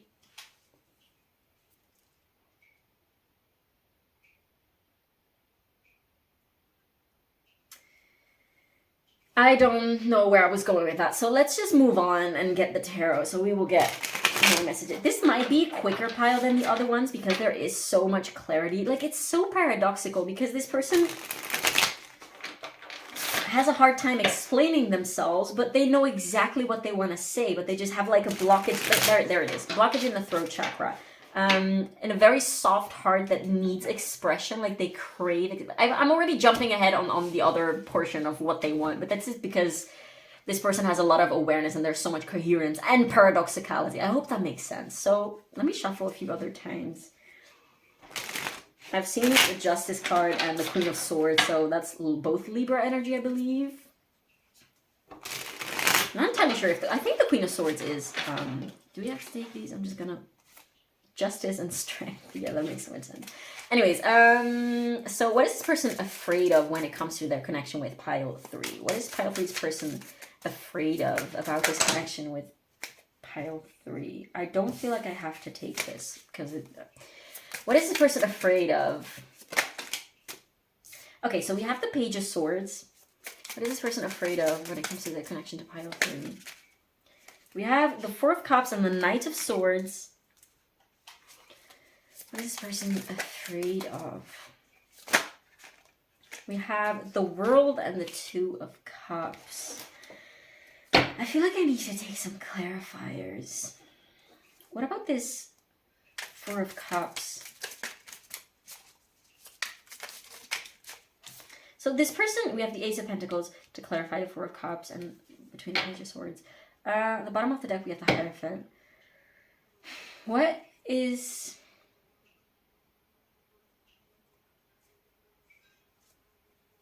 They're afraid of overthinking things, and that's so interesting because they are. This person is like in a loop of overthink. Like this is the classic example of I'm overthinking my overthinking and my anxieties have anxiety. This person is so deeply self-aware that they just go deeper and deeper and deeper, and they kind of like this person is so deep and so soft, and they have such a busy mind. They might get annoyed at themselves, and that's what they kind of project on the outside. They're like, oh my God, like if I express myself, if I show this anxiety and this softness, this tenderness within me, this sensitivity, pile 3 and just people in general, but pile 3 is going to like judge me for it, and they're going to be like, oh my God, please stop being so anxious. And this is possibly because they have been reacted to in this way. Like they might have been in childhood just like a very sensitive, very like strongly feeling type of person, someone who's like very...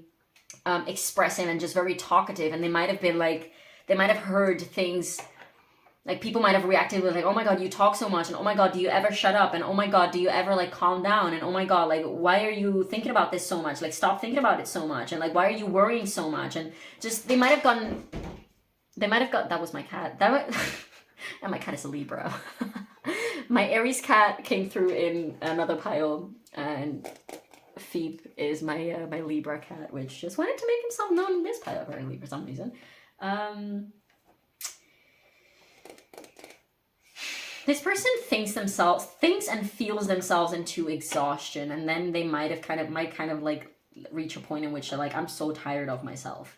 And that's also why they think that you, pile 3, might get tired of them, or that you might not want to hear what they have to say, or they're afraid of not being able to express themselves to the extent that it makes sense. So like they're afraid of just making it too simplistic and not being able to convey the depth of their experiences. And that's possibly because they try to control what they say so much instead of just saying it. So like if they just would say how they would feel, if they just would say things like when they come up, it would be kind of easier for them to express themselves properly and just let it go with the flow, and just like let this stream of words and thoughts just come through, rather than overthinking what they're saying and how they're saying it. Like there's so much hyper awareness to this person, and this is definitely like the result of like childhood trauma, like teenager years trauma, in which they would probably like criticize so much, or just like repressed and shut down. There's an energy of shame to this person that came strongly through in the previous section in which I was talking about their energy in general.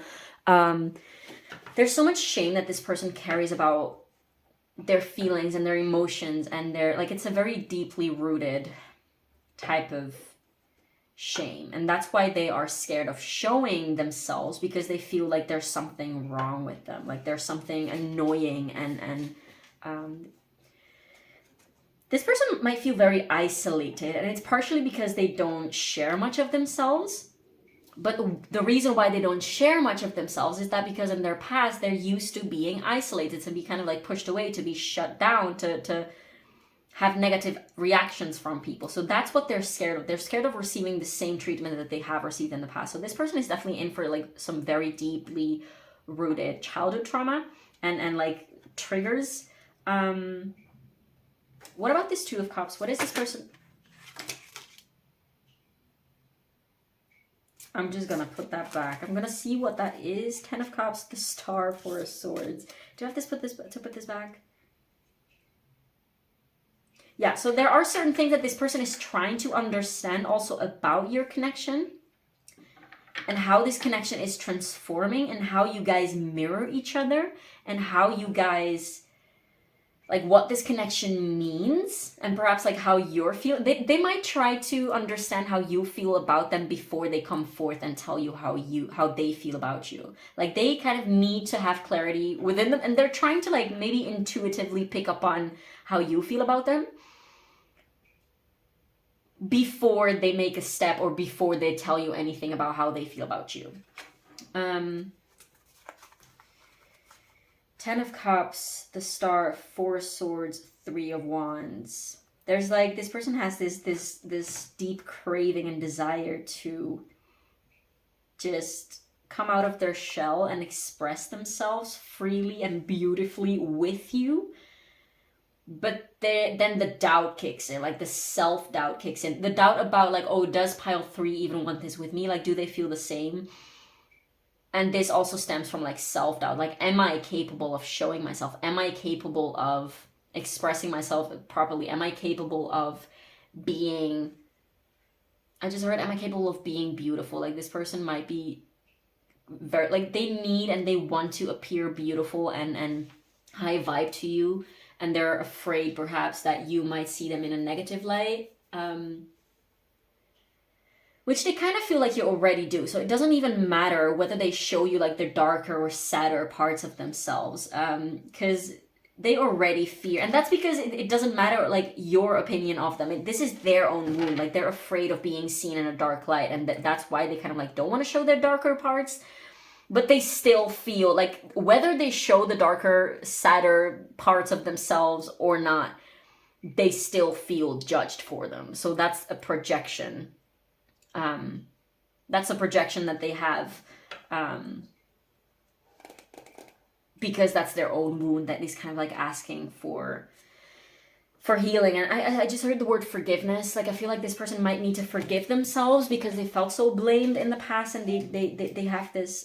So when it comes to this connection specifically, they're not necessarily even super focused on you and the connection. They're really trying to first go within, like in hermit mode, and solve their own and sit with their own traumas, and kind of like seeing how their own traumas are affecting the way in which they relate to you, and in which they could potentially like ruin things with you. It wouldn't surprise me if this person was in kind of like a state in which they're like, oh, I'm not healed enough to be with pile 3, or like, oh, first I need to heal and first I need to love myself better before I can be with pile 3. But I don't feel like this is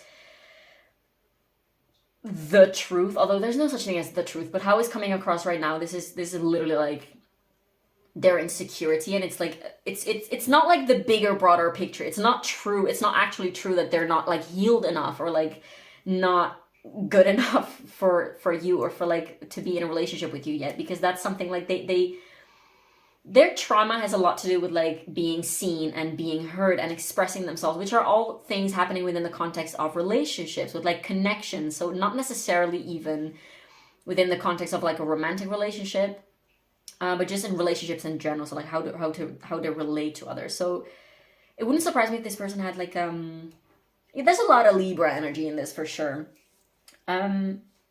They might be going through also like 7th house transits. Jupiter might be transiting their 7th house, which might mean that they might indeed be a Scorpio rising, Scorpio or Libra rising, or Sagittarius. I'm not entirely sure. Anyways, it's not true that they're not healed enough. It's not true. Like, likely this person has done a lot of healing, because I'm getting like a very, very, very self-aware vibe from this person. So this person definitely has done a lot of healing already, but maybe they feel like it's never enough. Like, they have always more to heal, which is true. But this person is kind of like going on about it in a kind of frustrated way, which like, oh my God, I need to heal more. I need to heal more. I need to heal more. And that's kind of like a wound in itself. Like, this need to always be better. Like, they feel like they're never good enough for themselves.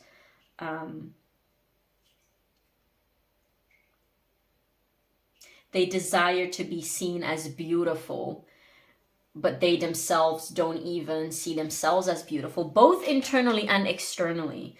And even the fact like they desire to be seen beautiful, but at the same time what they truly need, and here again, we're already getting ahead, like I'm curious to see if anything else will come out, because as I told you at the beginning of the reading, I was already so clear on what this was about. They desire to be seen as beautiful. They desire to be accepted, honestly. Like, they desire to be accepted and loved. It all comes down to that at the end of the day. They desire to be accepted and loved.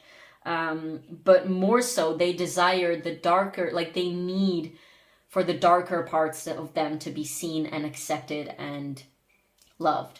But they're unwilling to show them because they're afraid of showing them. They're afraid of showing their anxieties, their overthinking, but those are exactly the parts of them that need to be loved and seen the most. So this person is kind of like stuck between, or like, yeah, this person has a little bit of a hard time moving past this blockage at this time. And I just heard like they need this relationship, this connection to be able to do so.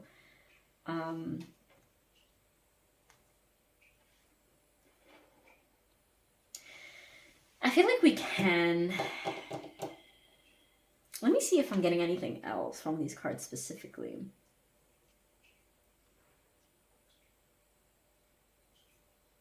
Yeah, they're afraid also of being like disregarded, or of being just like shrugged, like people shrugging their shoulders. Like if pile 3 would say like, oh, I'm feeling so sad about this, they're afraid of people being like, why are you making this up? Like, there's no reason to be sad. And like if they're being like overly happy, they might be like, why are you making such a big deal of this? Like, it's such a simple thing, that why are you making such a big deal? So this is definitely someone who has trauma around expressing, honestly, like almost anything. Like they feel things so intensely, and they might have been indeed like shamed for it, or like blamed for it growing up. And that's why they don't show much. So if this person is not showing you that they care about you a lot, it's not because they don't care, but that's because they are afraid that the intensity of how they feel about you might shock you, or might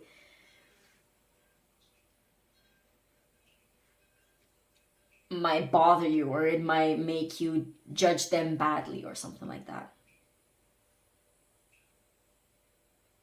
There's a lot of pain trapped in this person's throat chakra for sure. And I feel the need to say, like, they have the most beautiful, soft heart. And I honestly want to give this person a big fat hug, because they're the freaking sweetest. Okay, so what this person wants with you, like their true heart's desires. Let me cover this up, because YouTube be YouTubing. Let me just this should work. So we have number 18 with the charm of simplicity. 18 reduces to 9 in numerology. We have the bloom, creations realized, right time, harvest, celebrate. Then we had a bunch of extra cards for your pile. We have after the rain, silver lining, relief, hope, mercy, it's over, acceptance. We also have the seas of Mintaka, seeing potential, bringing unconsciousness to light. Yeah, this person is such a soft soul. They might definitely... For some, I'm just going to say it. If you have come this far in the reading already, I'm feeling like for some of you, this pile is actually talking about you watching this. And you might be indeed like one of those soft, very, very sensitive souls. I also felt strongly the need to pull Celestine. Oh my god, it's crumbling! Oh, okay. Hey, push. That's my other cat.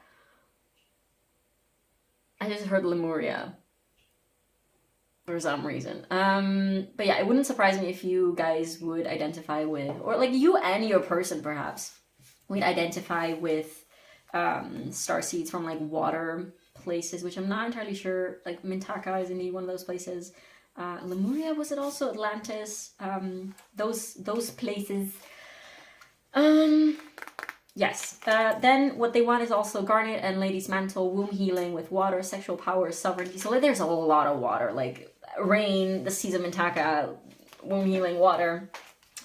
We did have Pisces and the Queen of Cups and all that fun stuff. We have the Rainbow Bridge. You guys also might resonate with like rainbow children, because there's something about rainbows. Number 37. Wait, how are we gonna do this? How are we gonna do this? How we gonna do this? How we gonna do that? I'm just gonna do like this, because I hope it...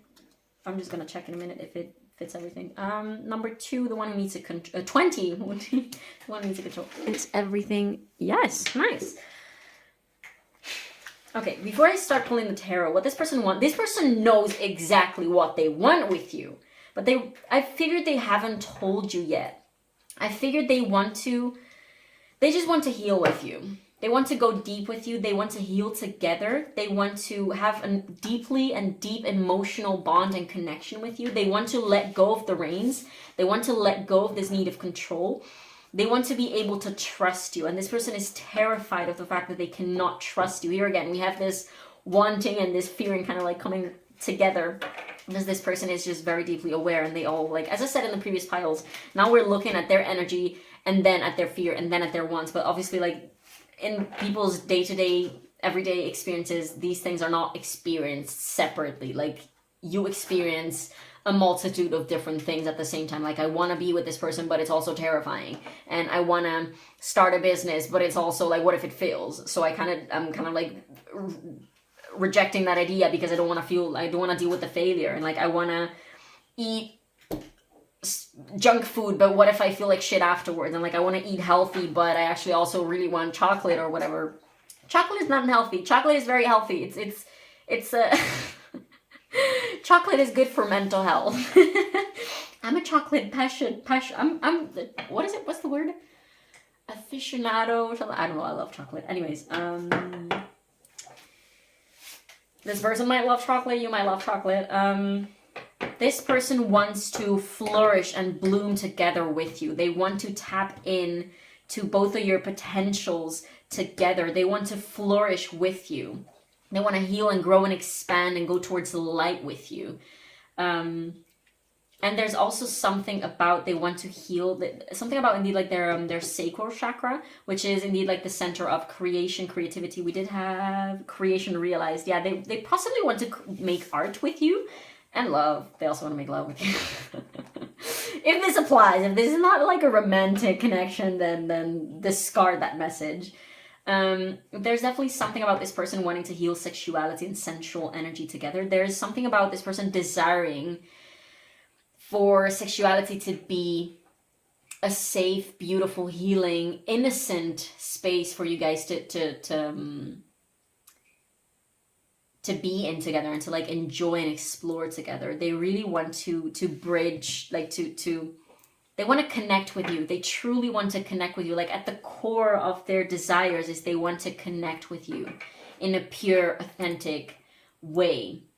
And they hope that they can trust you. They hope that you're capable of doing this with them. It's like they have this strong desire to connect with you in this pure, beautiful, healing way, but they're worried, like, what if this person can't, or what if this person doesn't want to, what if this person will treat me like those people that I've encountered in the past. They want to have hope together. They hope that they can always, they hope that you will never lose hope with them. They really desire being on the same page and always kind of like looking on the bright side of things and going towards the light together. They really desire to fill their hearts together with you. They desire to be in this heart space, heart and emotional center space with you. Let me see if anything else needs to come through with the tarot. What is this card that kind of wanted to say hi? Death. Yeah, they desire transformation for fucking sure. Oh, so it could be the case that you have gotten like really close to this person in some ways, but because this person definitely feels like they're more focused on their inner world rather than being focused on a connection at this time.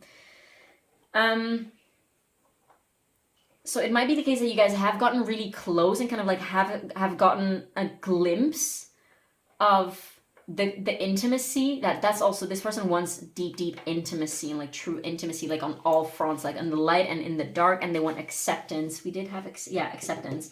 They just want this unconditional love and acceptance, this mutual unconditional love and acceptance and understanding with each other, and co-creating something beautiful together. They want to build a beautiful, healing, loving connection with you.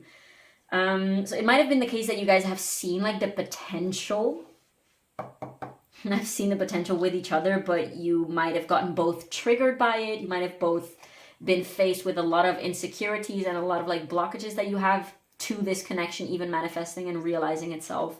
And that's why you guys might be kind of like in separation right now, in some type of parting from each other, or like not being super close. It doesn't have to mean that you're like not talking at all, but it just means that maybe you're not super indeed like focused on this connection. Like you're not taking this connection, you're not like grounding this connection to the depth of which it is possible for you, if that makes sense.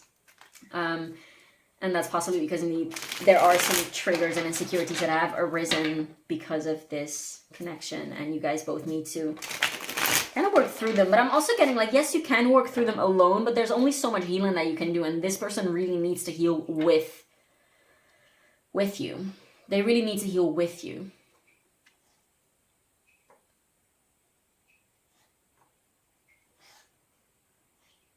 And that might be definitely out of this person's comfort zone, because perhaps this person is very much used to being alone in a certain way, or like doing everything alone, because they have so much sense of responsibility. And every time that there is something wrong, they feel the need that they have to like fix it themselves, and they cannot depend on others to do things together. Like they have to take care of it themselves, because otherwise it's not going to happen.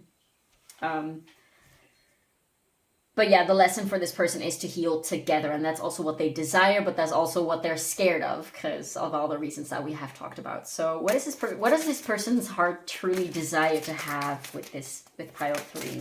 What does pile 3's person truly desire to have? My nose is itching. Do you have to take this? Strength. What does this person truly desire? So they definitely do still desire to show up in their highest potential. Like they do desire showing up in a strong, confident, optimistic, positive, bright type of energy. It's not that they...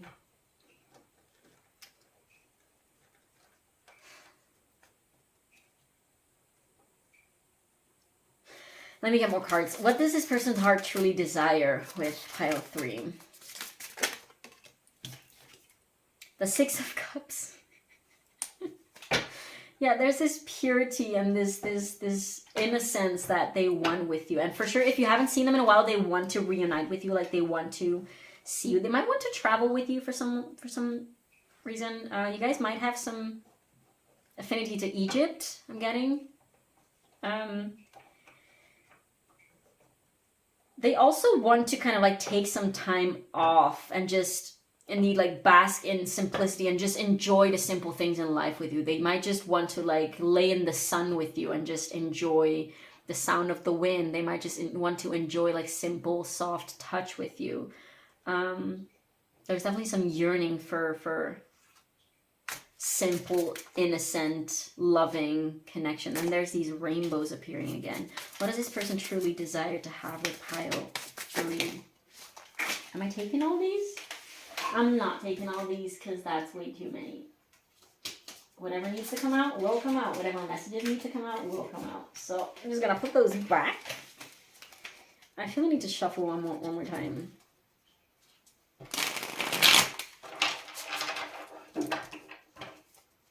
Yeah, this person is making things so complicated for themselves, and they just desire, like, they're kind of working against themselves because they desire simplicity, but they're making things so complicated for themselves, and they desire being straightforward, but they kind of like think things through so much, and they're like overthinking anything, and they want to be seen, but they hide. What does this person's heart truly desire with pile? We have the Page of Wands. Yeah, they want to explore. I feel like inner depths and outer expansion. They want to explore physical touch and physical experiences, and they want to explore intimacy with you. But they also want to explore the world. I feel like they might want to travel with you. They might want to go places with you and just like spend time in nature. They might want to explore things like crystals and herbs together in some sort of way. They also, yeah, the Star again. Strength and the Star are both cards for life path number 8, because the Star is number 17 and Strength is number 8. We have Leo and Aquarius, so like they definitely desire to break free. They desire to overcome obstacles together. They desire healing together. There's so much about healing. This person wants to heal. This person wants to connect. They want to heal the breakages that exist within them with you. They just want to be close with you.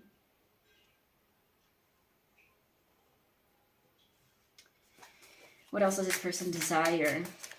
That's what it all comes. They just want to love. They just want to. Oh, and they want to love on you. They want to shower you in love. They want to like give you physical touch. They want to give you love. They want to give you affection. They want to. This is definitely a very giving person, and this might also be like a shadowy type of thing because they're easy. They're more of a giver than like it might be harder for them to receive than to give. Like it's easy for them to give, but it's hard for them to give vulnerability. Like they might just. Their love languages might be like gifts and acts of service and physical touch because they like giving things for the enjoyment of the other person. But when it comes to like quality time and like actually communicating with this person, they might just have a hard time showing themselves and giving themselves, if that makes sense. Giving their inner depth. Like they might struggle sharing themselves. So like they will share their food, they will share their money, they will share their affection, they will share everything that they have. Like, they will share everything that they have and own, but when it comes to themselves, they have a very, very, very strong blockage of letting themselves, of like giving themselves. Does that make sense? That's also what I was getting at the beginning. Like, their way of communication is very indirect. So like, they might show you that they love you, that they care in very indirect ways. So it'd be like doing things for you, or even like giving you compliments, or like affirming you, or like supporting you with their words and showing their appreciation for you. Giving physical touch and giving you gifts. But when it comes to like showing parts of themselves, that's hard for them. What does this person desire? Well, I said I want to get one more card. I guess, okay, I'm just going to take these three. So this person wants more with you. This person wants more with you. We have the Magician. The Magician also often talks about like a ideal partner. We do have the Six of Swords, and we do have the Two of Cups. So if you guys haven't made like some type of breakage or some type of hardship in the past, they really want to overcome that, and they want to build up confidence together. Like, this person really desires unity, and we have the Two of Cups again. This person really desires a mutual give and take. They desire mutual interest. They desire mutual understanding and mutual appreciation and mutual giving and mutual acceptance. They desire togetherness. That's what they desire. And this person is really like, they're really clear on the energy that they want. Like, they know how they want this connection to feel like, but they have a hard time putting it into practice. And that's because they possibly have never, like, as a generation, like millennials and Gen X, we're just like, collectively speaking, societally speaking, there's a lot of relationship trauma that we're healing collectively. That's also because our generations are the ones that are born with, oh my god, what was it, like Saturn/Uranus in Aquarius or something like that? I'm not entirely sure. I'm not an astrologer. But there's definitely something about our generation, like millennials and Gen Z, that is about healing relationships and like building relationships, and like nobody knows how to be in relationships with people. And this is not just romantic relationships. This is just relationships in general. Like, we have no idea how to healthily relate to people. We have never been modeled. Like, the vast majority of us have never been modeled healthy, constructive, productive, and I want to reiterate, like, healthy relationships, healthy taking up of accountability, healthy holding others responsible, and healthy communication and direct communication. That's also not something that they teach you in school, and it's like literally the single most freaking important thing in life, because we live, that's another topic. But this person is definitely, they know what they want a relationship with you to feel like, but they don't know how to put it into action. This is a lot about like their own inner energy and their own inner pondering. Like, they want to possibly like discover how to do this with you. That's also this exploration coming through, and this healing. Like, they want to explore and heal together with you. And they want to move forward to calmer waters, and they want to like create peace. They want to create peace and balance, and they want to boost their and your confidence, and they want softness. They want empowerment. They want to uplift you, and they want to feel safe in your arms. They want to feel empowered by you. They want this mutuality with you. I feel like that's all that I'm getting. Give me another few seconds, but I think that that's it, because I'm feeling like I need to move on to, yeah, this is definitely like a shorter pile, which is not a bad thing, but this is, yeah, definitely a lot of clarity.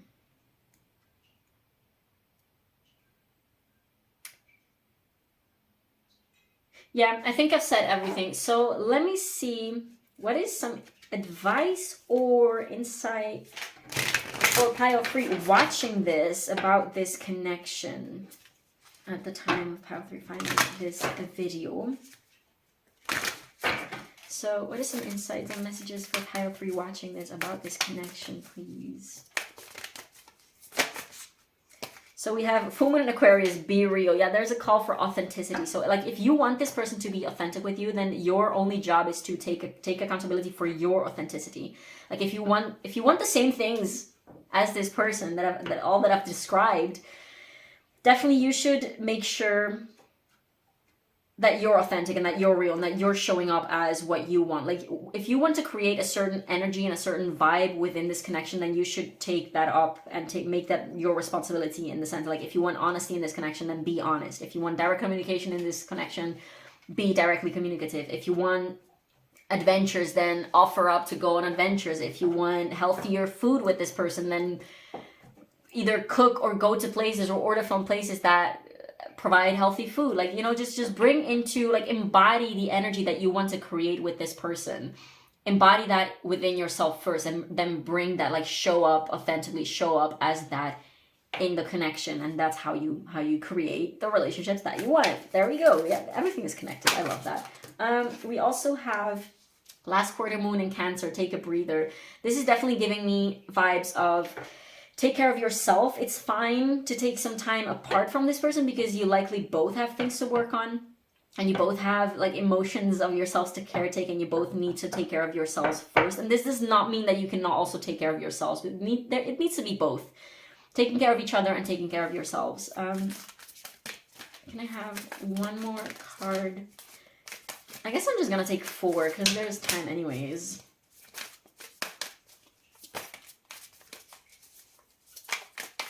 What is something else for pile 3? Some of the messages for pile 3, please.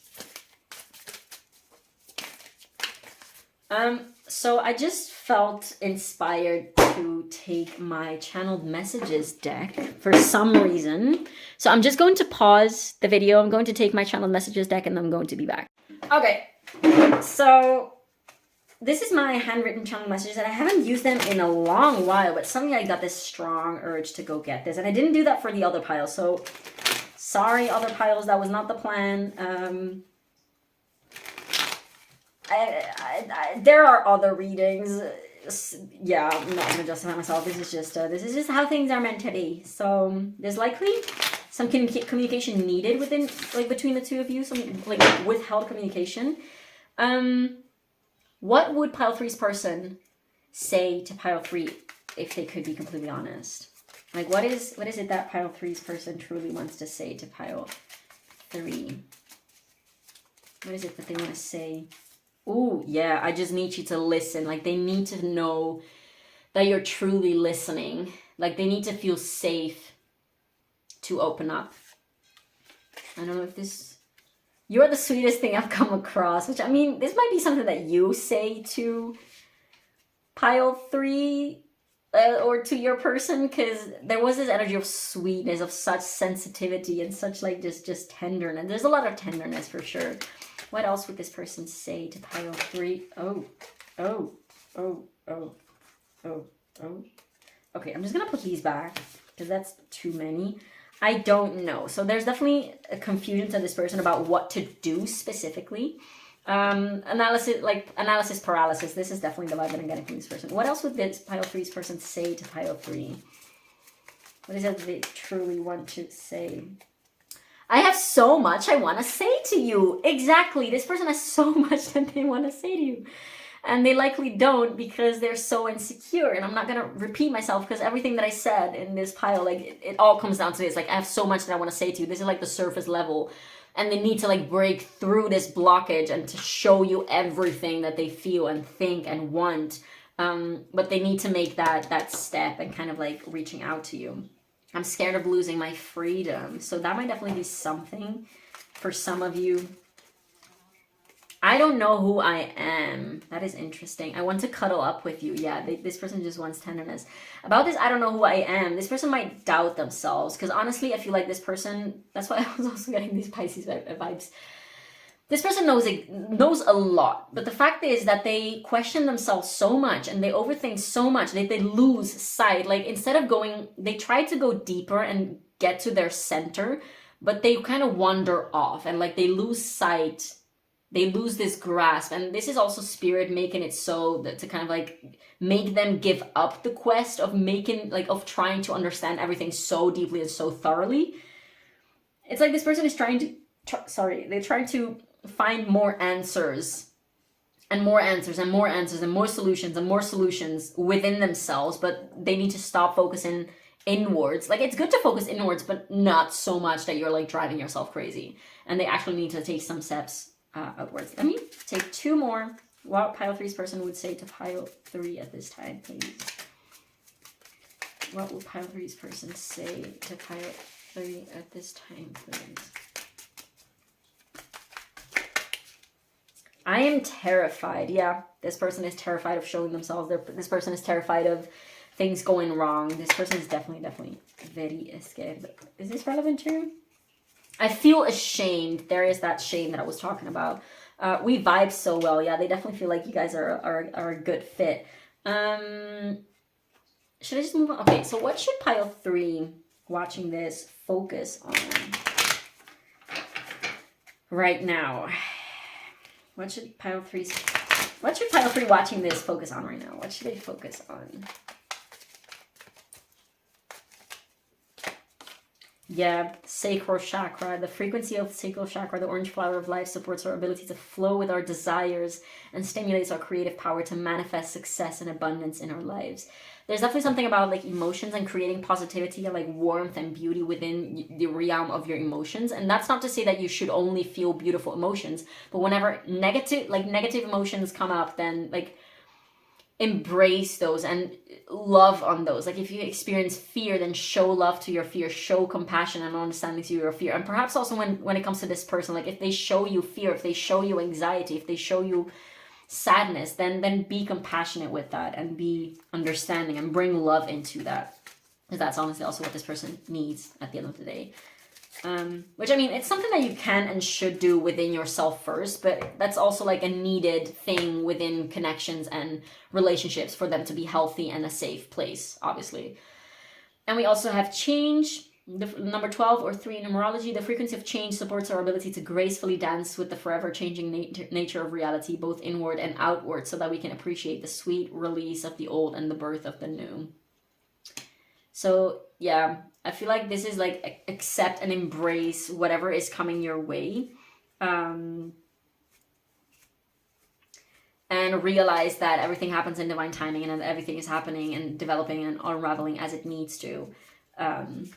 And that this person will get there, but you can also kind of like help this person and show up for them. If they're scared of showing up, then you can show up for them if you're capable and if you're willing and if that's aligned with you. One more, please, for pile 3, advice for pile 3, what they should focus on. And then we're gonna call it a day. We have integration number 3. So we have 1, 2, 3. And we have, 3 again. Did I say number 3? Well, it's 30, which reduces to 3. The frequency of integration supports our embrace of every aspect of ourselves, allowing what we perceive as positive and what we perceive as negative to harmonize in the balanced symphony of life, for sure. Perhaps like this is like help this person cultivate a more positive environment when it comes to their shadow side, because this is definitely something that this person needs. I'm also planning on doing like a reading on how does your person need to be loved. So I'm excited to do that one. But yeah, there's definitely something in this advice. I'm really feeling that you're being called to show up in a soft and tender and loving and accepting way to this person. If this is aligned with you, if you feel like you need to stay away, if you feel like you need to wait for this person to show up themselves, then definitely follow that. But I feel like for a lot of you, if you're still watching to this point, there's something about you showing up for this person in an embracing and soft and I just heard like accommodating way. So like showing this person compassion at this time and understanding. Whew, okay, so pile 3, thank you so much for letting me read your cards. This was definitely a very, very beautiful and interesting reading. I hope that it gave you some type of insight or clarity or whatever it is that you needed from it. Definitely, I would love to hear how this resonated, as it means everything to me to know how my readings land on the other side of the screen. So definitely feel free to leave a comment down below letting me know how this resonated, and also feel free to leave a like and subscribe, as that really helps with the algorithm. And thank you so much for being here, and I will see you in the next one. Bye.